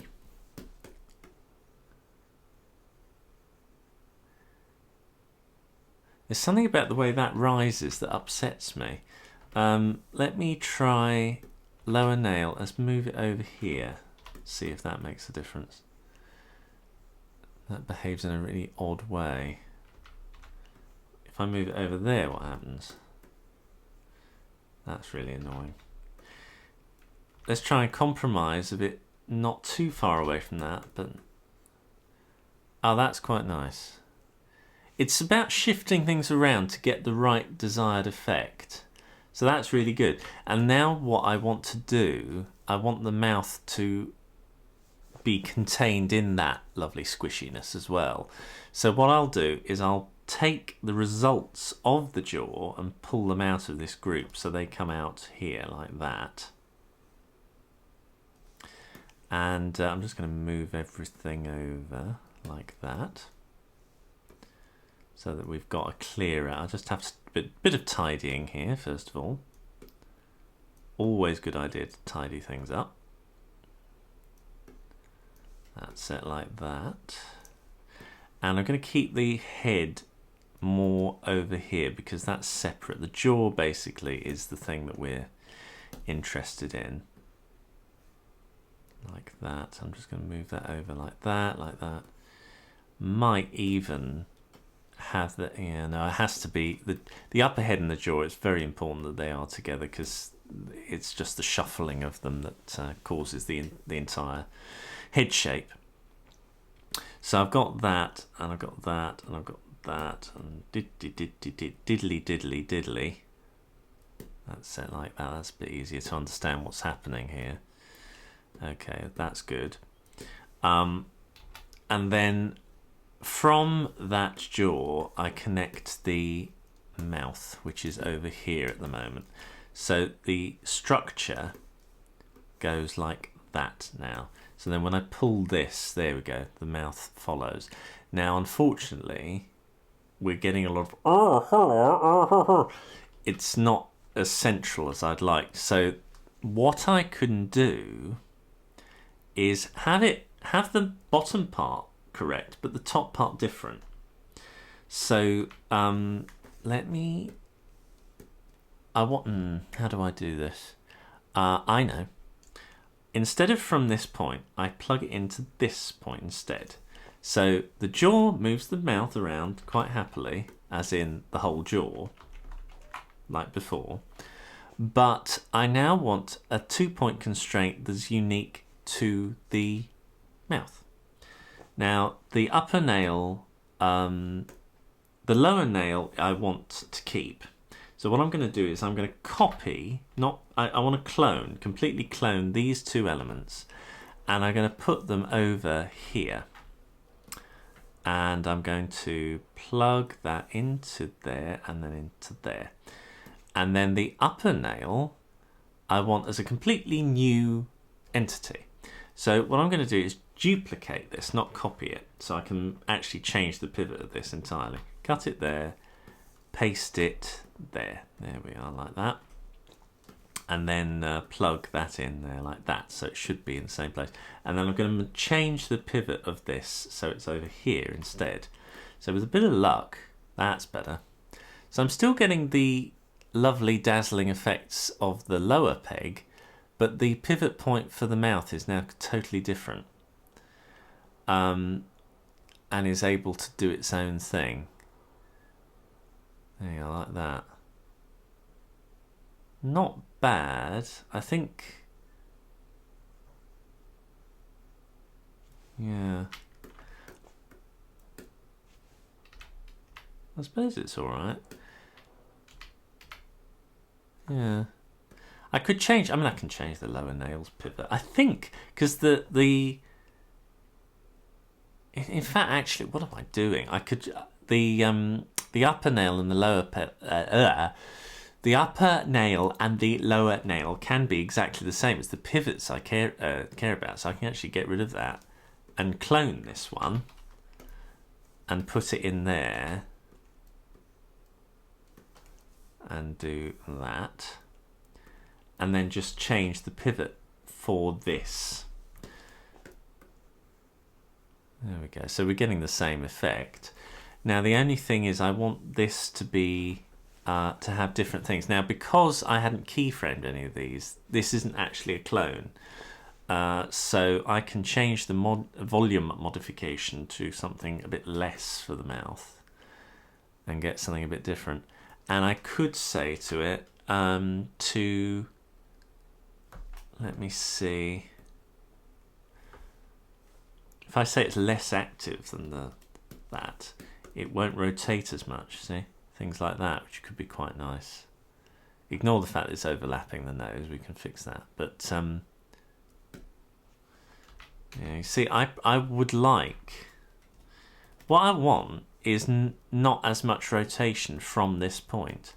So actually, if I move the mouth around, hang on. So that's the first thing I've got wrong anyway, is I have to do it like this. That's it. And then obviously now, you've got the same result, but you've now got this mouth thing that can, do its thing. But I think I want from this point, where is it getting it from? It's getting it from the jaw. Right, okay, so it's not getting it from there directly. It's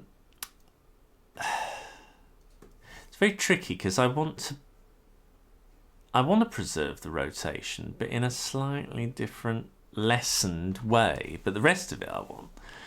And there doesn't seem to be anything here. I don't know. Let's try it. If I move that around and change the point balance, doesn't seem to be making any difference. Smoothing, doesn't seem to make any difference. Skew modifier, that does. So let me see if that's more what I want. That may be more what I want. Don't know yet. Until I see it working, I've got no idea, you know. So lower nail, let's put that back to, let's just go here and make it a value of 0. And same thing with the X, make that 0. That's better. So back to neutral. There we go. Right. It's not bad, is it? I'm happy-ish with that at the moment. I mean, obviously that mouth is going to be changed quite dramatically anyway. So, you know, I'm not too worried about that. And obviously we've got the mouth doing weird things going in front of the nose at the moment. What I'll do is I'll group all of this together. That's called the mouth. And obviously disconnect all of that. Luckily there's not much to disconnect. Just going to plug that in there like that. Do what I need to do here. And then do that. Yeah, like that. Like that. There we go. Oops. There we go, like that. So now we've got a clearer, easier to understand hierarchy system. And the nose can easily be achieved from going in front by just doing that. That should work. Yeah, there we are. That's better. Right. Okay. I can always fiddle around with those settings. That's not really a worry to me. I'm going to do that. I'm going to group that as well. That's annoying me now. Call that nose. Right. So now this vast area is actually getting smaller and smaller, which is actually kind of nice because it means you're not having to swathe great wadges of node view around to get to each bit. I quite like that. So hair and ear can be left. There's nothing to the ear. I'm not going to put that in a group just for fun. So now I can move all of, I can move all of this there, all of that over so that it's closer to each other. And let me just quickly get that as tightly next to each other as possible.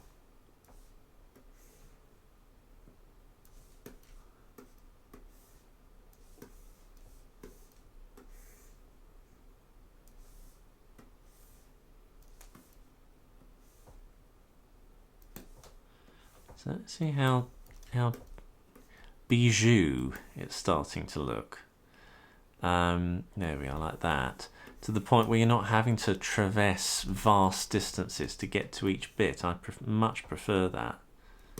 That's it, like that.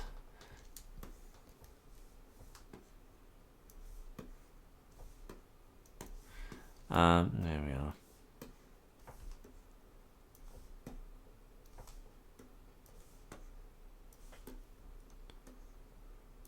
So.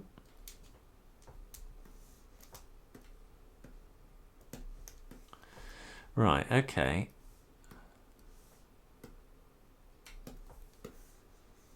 That's largely it. I mean, the rigging part's not really relevant to this, so that's all right. Right, okay.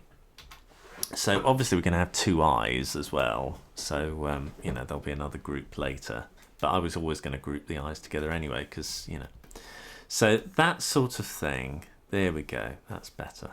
Nose. You can clearly see what's going on the nose there.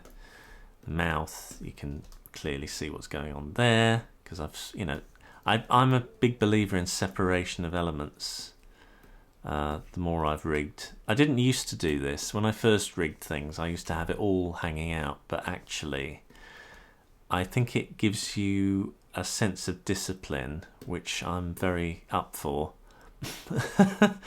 when it comes to rigging, because things can get a bit out of hand if you're not careful, and I think it's very important to make sure things are tidy and you know, makes sense. Right, okay, so there we are. trying to think of anything else obvious that can be done at this point. I'm still not entirely sure about that jaw in relation to the... I mean, how often is it going to happen? I don't know. I'm probably going to connect the jaw to the mouth in some clever way later. So again, the whole structure of the head could completely change, I'm not sure. But you've got quite a lot of manipulative control, which is really nice. The hair, I could probably put a constraint in there as well to give it... Because, you know, really, what am I going to be doing with this hair? I mean, it's not something that I'm going to be animating in any really clever way. It's quite scratchy, you know. So I think I might do that now, actually, just quickly. Should I do the whole thing as one big blob? No. I think each bit needs to have its own little constraint if we're going to do it that way. So let me just make this area a bit wider to accommodate these constraint sections. I'm wondering now, because I keep seeing this coming up whenever I do see a constraint, it's the same collection of stuff. So I'm wondering if I should group these like you do with a deformer, because that's easier to understand, isn't it? Rather than having all of this mass of interconnections. Yeah, constraint. I think that's the way forward. That's better. That's a lot easier to understand then, and you're not overwhelmed. But because it's the same thing you get when you have a deformer. You don't have deformers all over the place. You have them neatly tucked away. And I think that's probably a good idea to do that, to the point where you might actually, I think, benefit from a constraint group which I could pluck from here. In fact, that's exactly what I'm going to create now. I'm just going to create a completely virgin 2-point constraint with a peg and a peg. And I'm going to call one upper and lower nail. Upper nail and lower nail. I'm going to group it all together. So now, and call it constraint.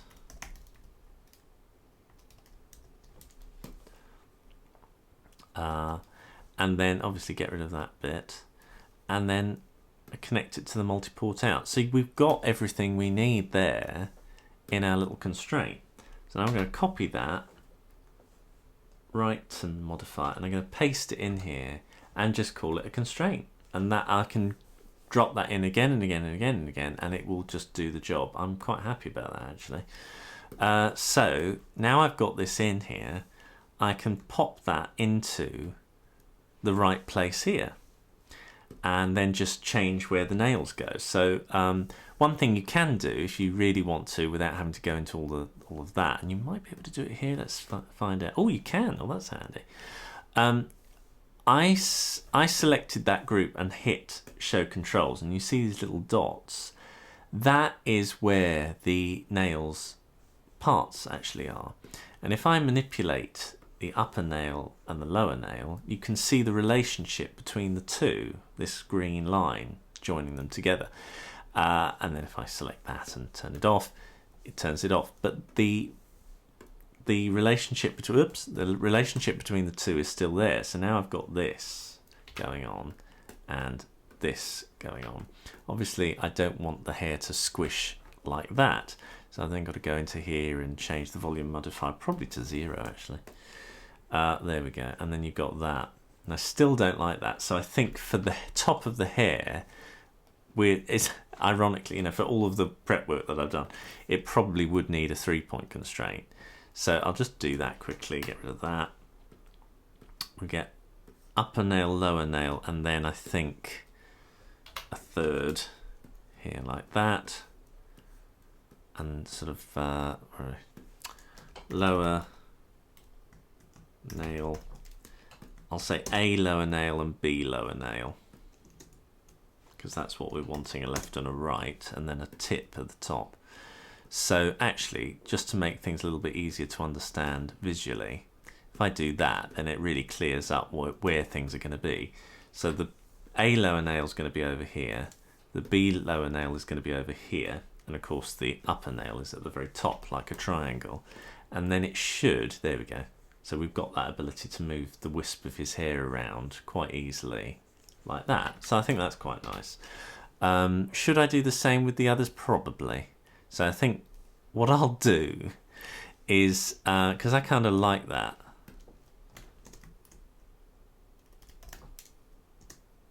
actually I'll just call it 3 constraint. So I'll create another one of these, but a virgin one, and then I've got one of those to sort of manipulate as well, because having to do that every time is a bit of a pain to label everything. So I'm just going to quickly, there we go, they're all completely virgin, they have absolutely no keyframes or anything at all, and call one A lower, well I'll tell you what, A nail and B nail and then mid nail, and then I can always do lower or whatever. A, and I'll call it M nail, because there's always going to be a midpoint. That's largely how I'm going to use these. So if I do that and then I group it, could have used that button, but I didn't. 3, actually, if I call this just any old rubbish first, 3 constraint. And then if I just plug that in like that, get rid of that one, then we've got our 3-point constraint. And I'm just going to copy and paste that into here and change the name of it to constraint 3, because I want it to be near the other one. There we go. Come on, name, no. Refresh. No. Rename. Oh, okay.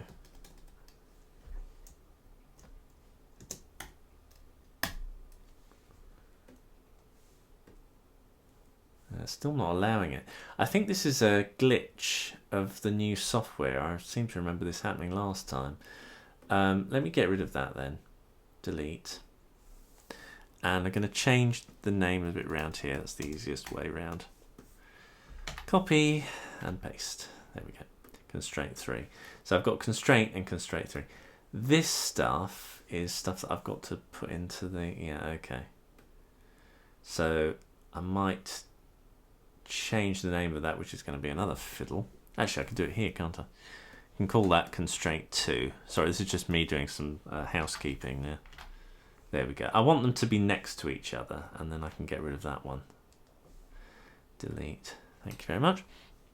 Right, okay, so I've got constraint 3, constraint 2 at will whenever I need them. So get rid of that one. Oh, no, just call it constraint 3. So now that's in the right place, and then I need to create a new constraint 3. So I drag that in, plug it in there like that, and then adjust the nails. So just to see what's going on, I'm gonna, have I done that? Okay, bit odd. Okay, I'm gonna move the points around. Why is that not doing it? Strange. Midpoint and B nail. That's odd. Okay. Right, anyway, if I do it there, you can see the relationship between them all there. So if I move a part around, you see exactly what's happening here. So I think the nail for that part needs to be moved a little bit more up the top so that that's kept in place more, and the nail for that one is moved in place there. So then with a bit of luck, when I move that around, there we go. You've got that happening there. There we go. I'm wondering if that one should go back even further so it's not affecting that so much. Let's try that. No, it doesn't really work, does it? Okay. If I plug that in, how does that work? It's puffing it out quite a lot now. move that over there. You know, it's experimentation, you know.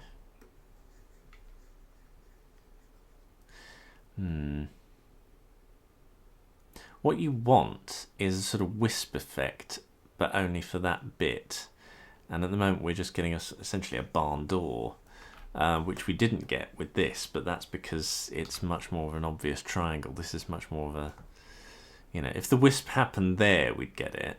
In which case it might be time to redesign the drawing and then pull it upwards so you do get that wisp effect, but I don't know.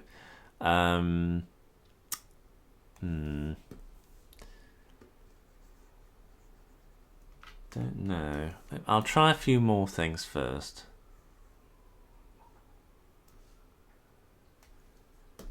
But I do think the wisps are going the wrong way. Yeah, I think we're just going to be chasing our tails this way, so I may adjust the artwork. Might do it a bit later, I don't know, but I just want to get these in first. Right, another constraint 3 for the other hair. Yeah, I think that's what I want. Okay, constraint 3 constraint. That'll do. And then another 3 constraint. I see.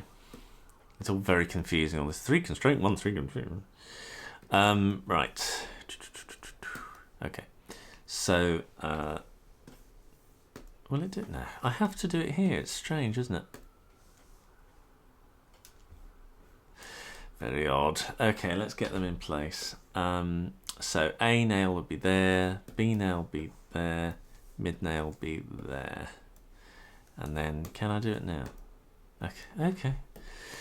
Right, anyway, so now I can, now I can move that around. That makes more sense for this one, but they're sort of facing in the wrong way for this one, so I need to adjust the artwork, I think.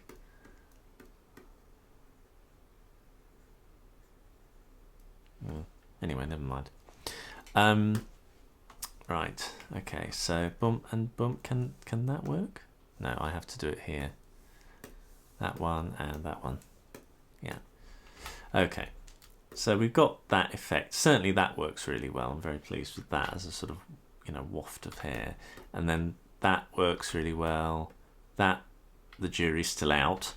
And this is working not bad, but I would like the ability to have the body move forwards. Body move forwards and the hand to not. So I've got to look into that a little bit more. But we're getting there. I think that's looking not bad at all for what we can get. You know, I'm quite happy with that. And of course, I've still got the ability to sort of really give a lot more curve in there if I need to. But you know, I think the thing is, it's getting that control, but then also getting the ability to sort of quickly make some decisions as well, which is kind of nice in that. Another thing I might want to do with the body, if I do want him to sort of breathe in or something, rather than do it with drawing substitutions, I can do it with a, what do they call it? A deformation scale. So what I'll do is I'll go to the deformations part, and where are we? Deformation scale, is it? Yeah, bung it in here, and there's another one of these things that you have to select it and then press this, and then you get this stuff going on, and it does give you the ability to manipulate things a little bit and to, you know, make things go, you know, squishy. Unfortunately, it's not quite working in the very elaborate way that I probably would want for something like this. So, you know, because I mean, if you put an envelope deformer on something, it really does do the job. But the downside is it takes a lot of manipulation to do anything.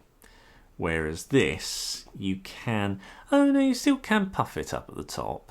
If it needed to do it, you could still do it. Yeah, it's not without its charms.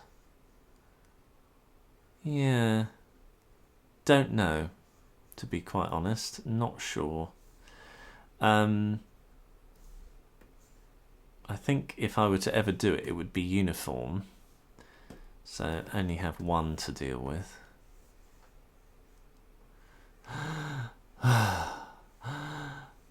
That sort of thing, you know what I mean? If you wanted to get that in there, you could probably do that.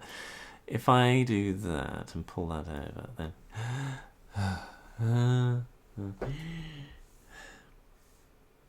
it's not bad. I mean, obviously it makes the line work thicker and thinner, which you might not want, but it's something, you know. It's not entirely without charm. I doubt if it'll come up in this, but I'll leave it in there. It's a handy thing to have, you know, whatever, really. It might come up, so I'll leave it in there. It's an extra thing, but I can't see myself wanting to. If I ever did need to really change the shape of this, I'd just go in and change the drawing. You know, I'd rather do that than spend all of the, you know, the gains from that. The gains from having a body that's able to manipulate this quickly, where I just change the line, it far outweighs having the ability to change the shape of the body. So that's what I'm going for there. I think, yeah. What's slightly annoying with this, of course, is when you bend the arm, the hand doesn't, but then you sometimes want that. So I can't put that in as an automatic thing, because sometimes I do want it to do exactly as I'm showing here. So if anything, I want sometimes the ability for the hand to stay put while the rest of the body moves around. So the only way to do that really is have the hand go the other direction, where the root is here, and then the body's attached to the body. So the arm is attached to the body in a sort of stretchy kind of a way, using constraint probably. Let's have a go. You know, worst case scenario, it doesn't work. So let's have a go. Now I'm going to put a constraint in here. 2 point. The 2 point constraint will have to bend where the arm bends, I think. So wherever this goes, the lower part has to go. Is that right? Let's see. I can see issues already without even doing it. Let us pray. Let's put the constraint in. Should I? See. Well, look. The constraint part. Yeah, the constraint part is only getting it from the torso and the hand, so it can actually go before the deformation, which is great. So it should have to go here, really. We get rid of the point kinematic output now because it's not really relevant to adjoin it to the rest of the body. So we've got that. Let me just connect it up again so that it all makes some kind of sense. Do. Not sure if it is making sense yet. Okay. It'll have to do something along the lines of that. Along the lines of without the hand, because I'm going into territory that might muck it up entirely. This is at the point where I save the file because I don't want to lose all of that. That's just a complete, you know. So it works, but perhaps not in the way I want it to. So I'm going to save it as right. Okay. So so we've got this here now. And what I need to do is put the constraint into the deformation part. That part probably needs to go in there like that. We don't need this bit, so I'm going to plug that directly into the arm. That one comes out like that. The hand comes out like that, and then I get rid of this part. So I say local, local. So I now said that the hand no longer drives it in quite that way. So it's well, let me just get this to a point where this makes sense, and then we'll talk. So by moving that around, they're joined, but they're not joined in the same way they were before. Let's get that into a place first, like that, I think. Again, I'm not entirely sure I know what I'm doing at this point, so just bear with me. Let me just make that local as well, and then do that. So there we go, that's better. And I want to put the hand on top of where the arm should go. So is the hand right? Okay, the arm, is that what I want? Not sure. I have a feeling it isn't. Yeah, it doesn't look as if it's right. Okay. I'm trying to think.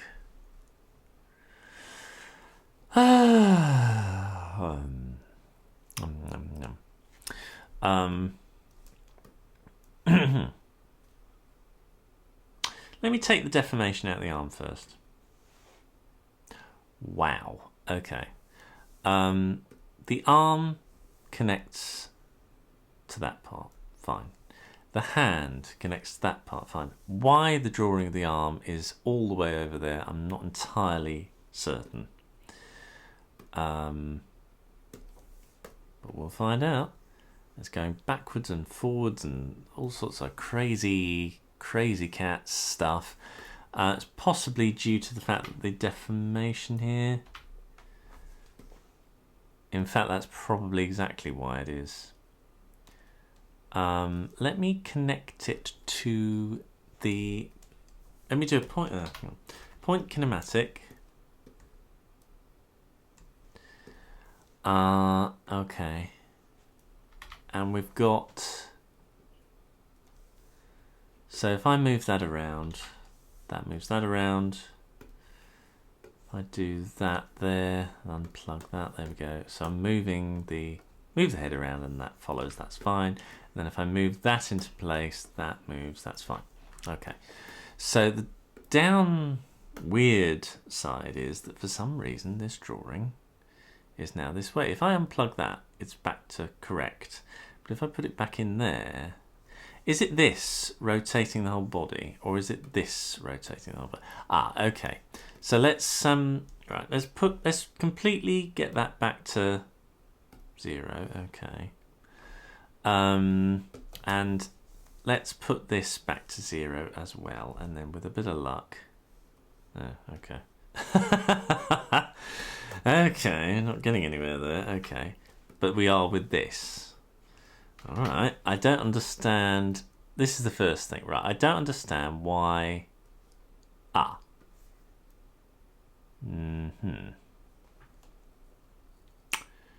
Okay. Right. So it's the point constraint, 2-point constraint that is doing the twirling round, but I don't know why. Okay. Let me be bold and get rid of these pegs entirely, because I'm getting more and more confused, and I don't think that's a good thing. So let's also get rid of that entirely as well, and we put a 2-point constraint in there like that. So now we've got that, and then I'll put a peg in for the arm.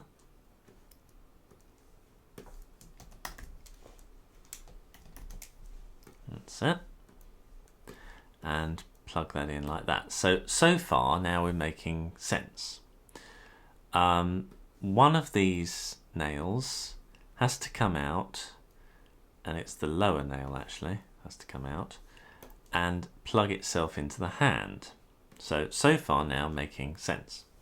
The hand's peg is up there because of course it is. I've got to move the position to there. So now that's making sense, and of course I've got to put the upper nail here. So that makes sense. So now that makes sense. All I've got to do now is move the artwork of that hand to the right place. So yeah, there we go. So when I move that, that's what happens there. So far, loving it. Now if I move the body around, we're still getting that because of course it's moving in relation to that. So I don't want this anymore, so I unplug that.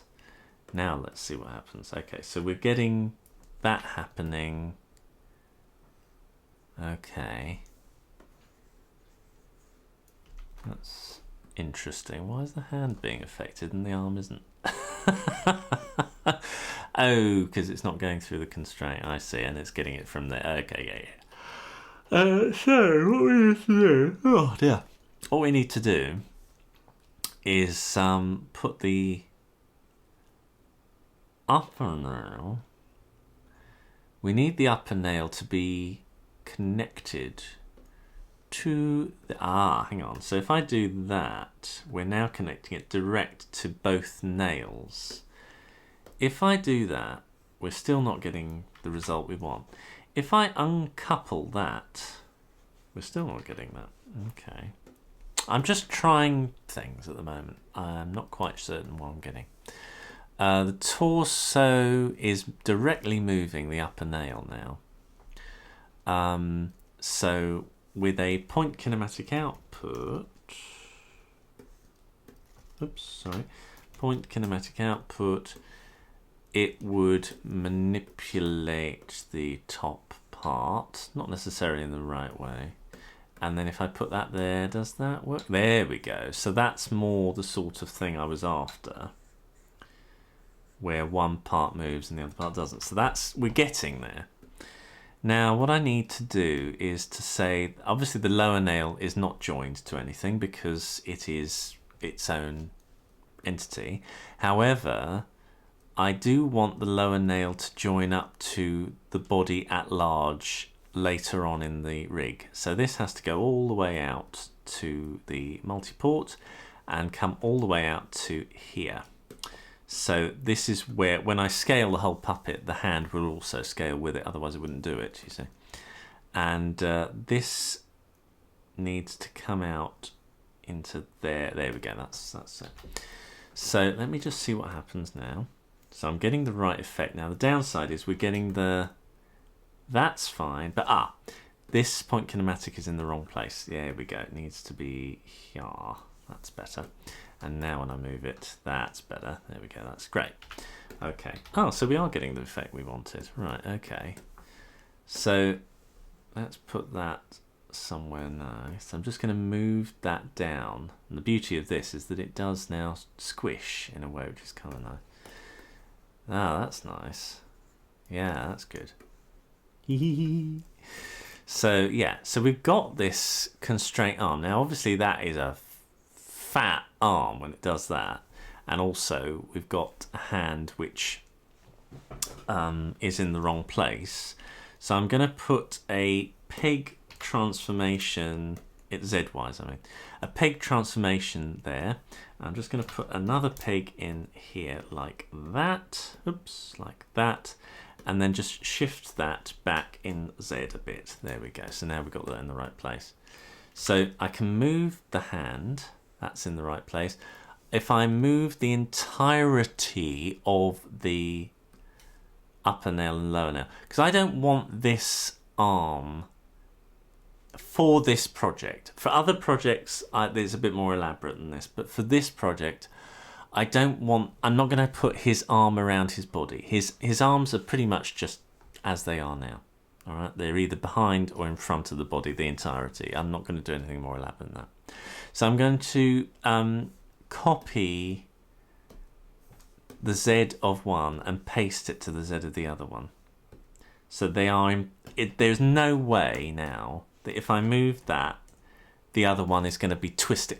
When you get a constraint, you get this sort of twisting thing because it's essentially pulling around two Z depths as well.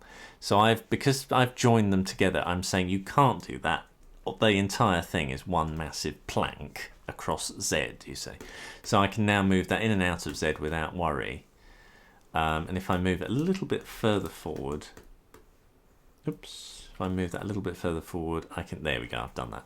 You now get the hand in front of the body, which is great. That's really nice.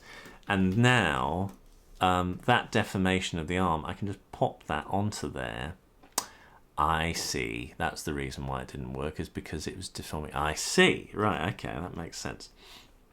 So now what I'm going to do is I'm going to create a new deformation for the arm with the situation that we've created for ourselves, which is that one. That's fine.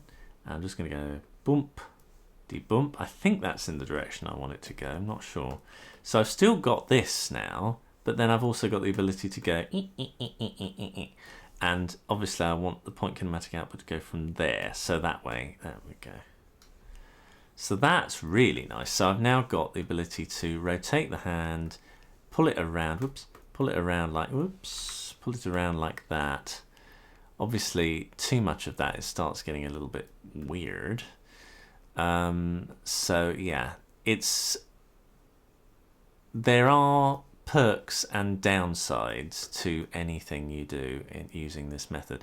The closer it gets like that, the more thin it becomes, because we're using constraint now to create that shape.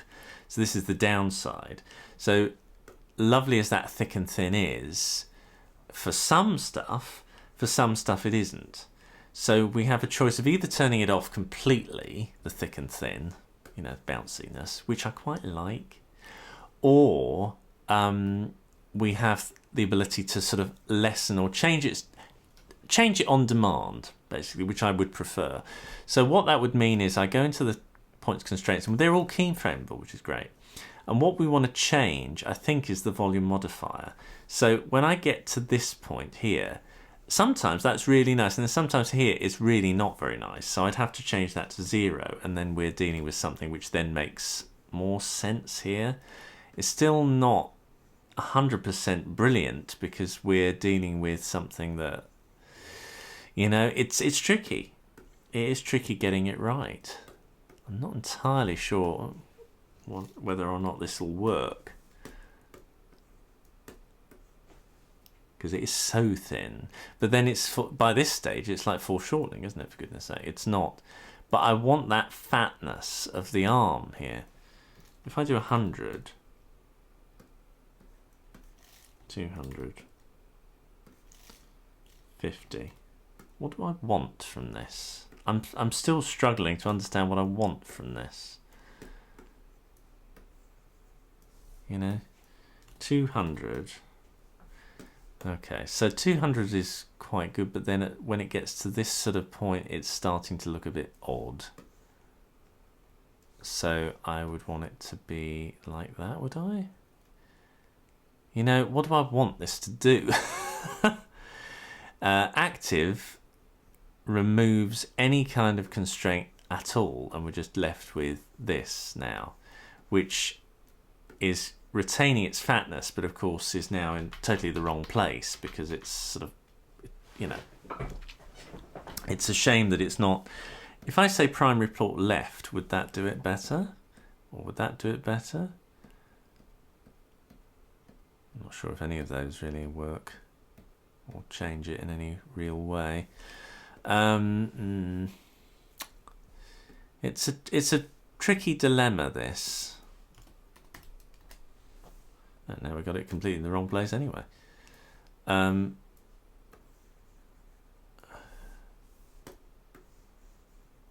God, here we go. Let me go back.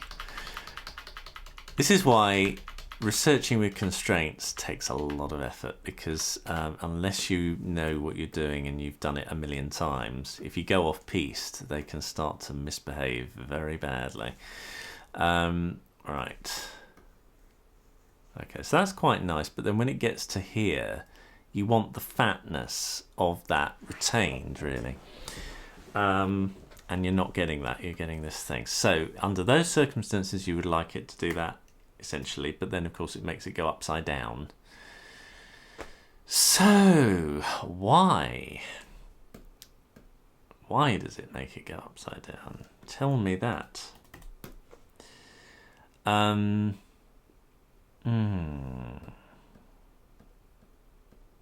honestly don't know. Oh, hang on. Transform.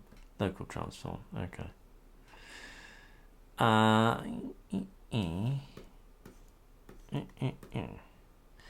the plus side, that means that it's done it in a way that makes sense, but it's still only from that point, isn't it? You know, that point hasn't come to join with it. It's now totally from that dangly angle. If I do it there, you see now it's understanding the right place. It's tricky. It is tricky.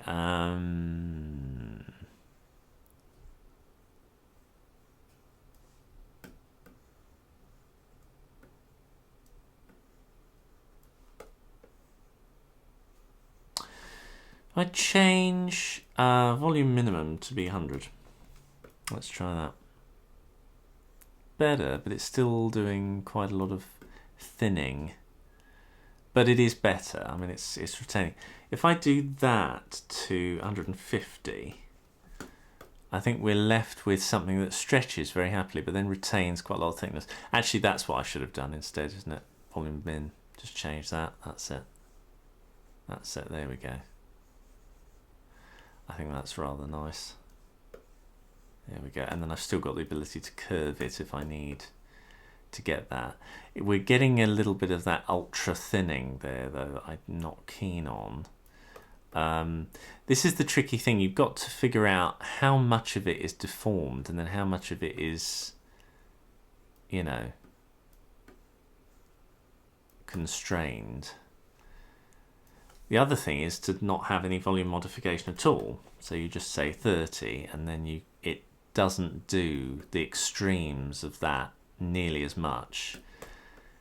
You want to try and keep that to a minimum, otherwise it really is hard to understand what's going on. So I think that's quite a nice blend of the two. It is about blending the techniques, really, you know, and getting the right effect, because that way I can manipulate that and get quite a lot in there, and then when I want to really go for it and make it a different shape, I can actually do that. But for the most part, I do actually always want to retain that thing. But if I want to get some tension in there, I can then manipulate that and say, oh, you know, and do a few things to make it more tense. You know, that looks like a more tense arm now because it's sort of straight. But then in the other parts, I can manipulate that. Whoops, it's very, very close to each other there.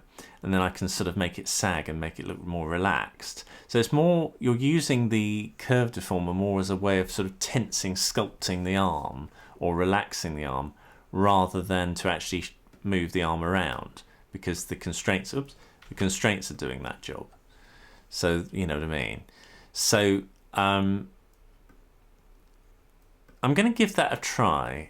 I mean, unfortunately, at this point, the only way you know if this is going to work is when you start animating with it. And if it's a real pain in the arse, you would build in some method where the constraint system could turn off or something like that, rather than have the animator be totally, you know, dependent. But the great thing is, now I've got the ability, if he's holding onto the table, me too! You know, it's that kind of thing.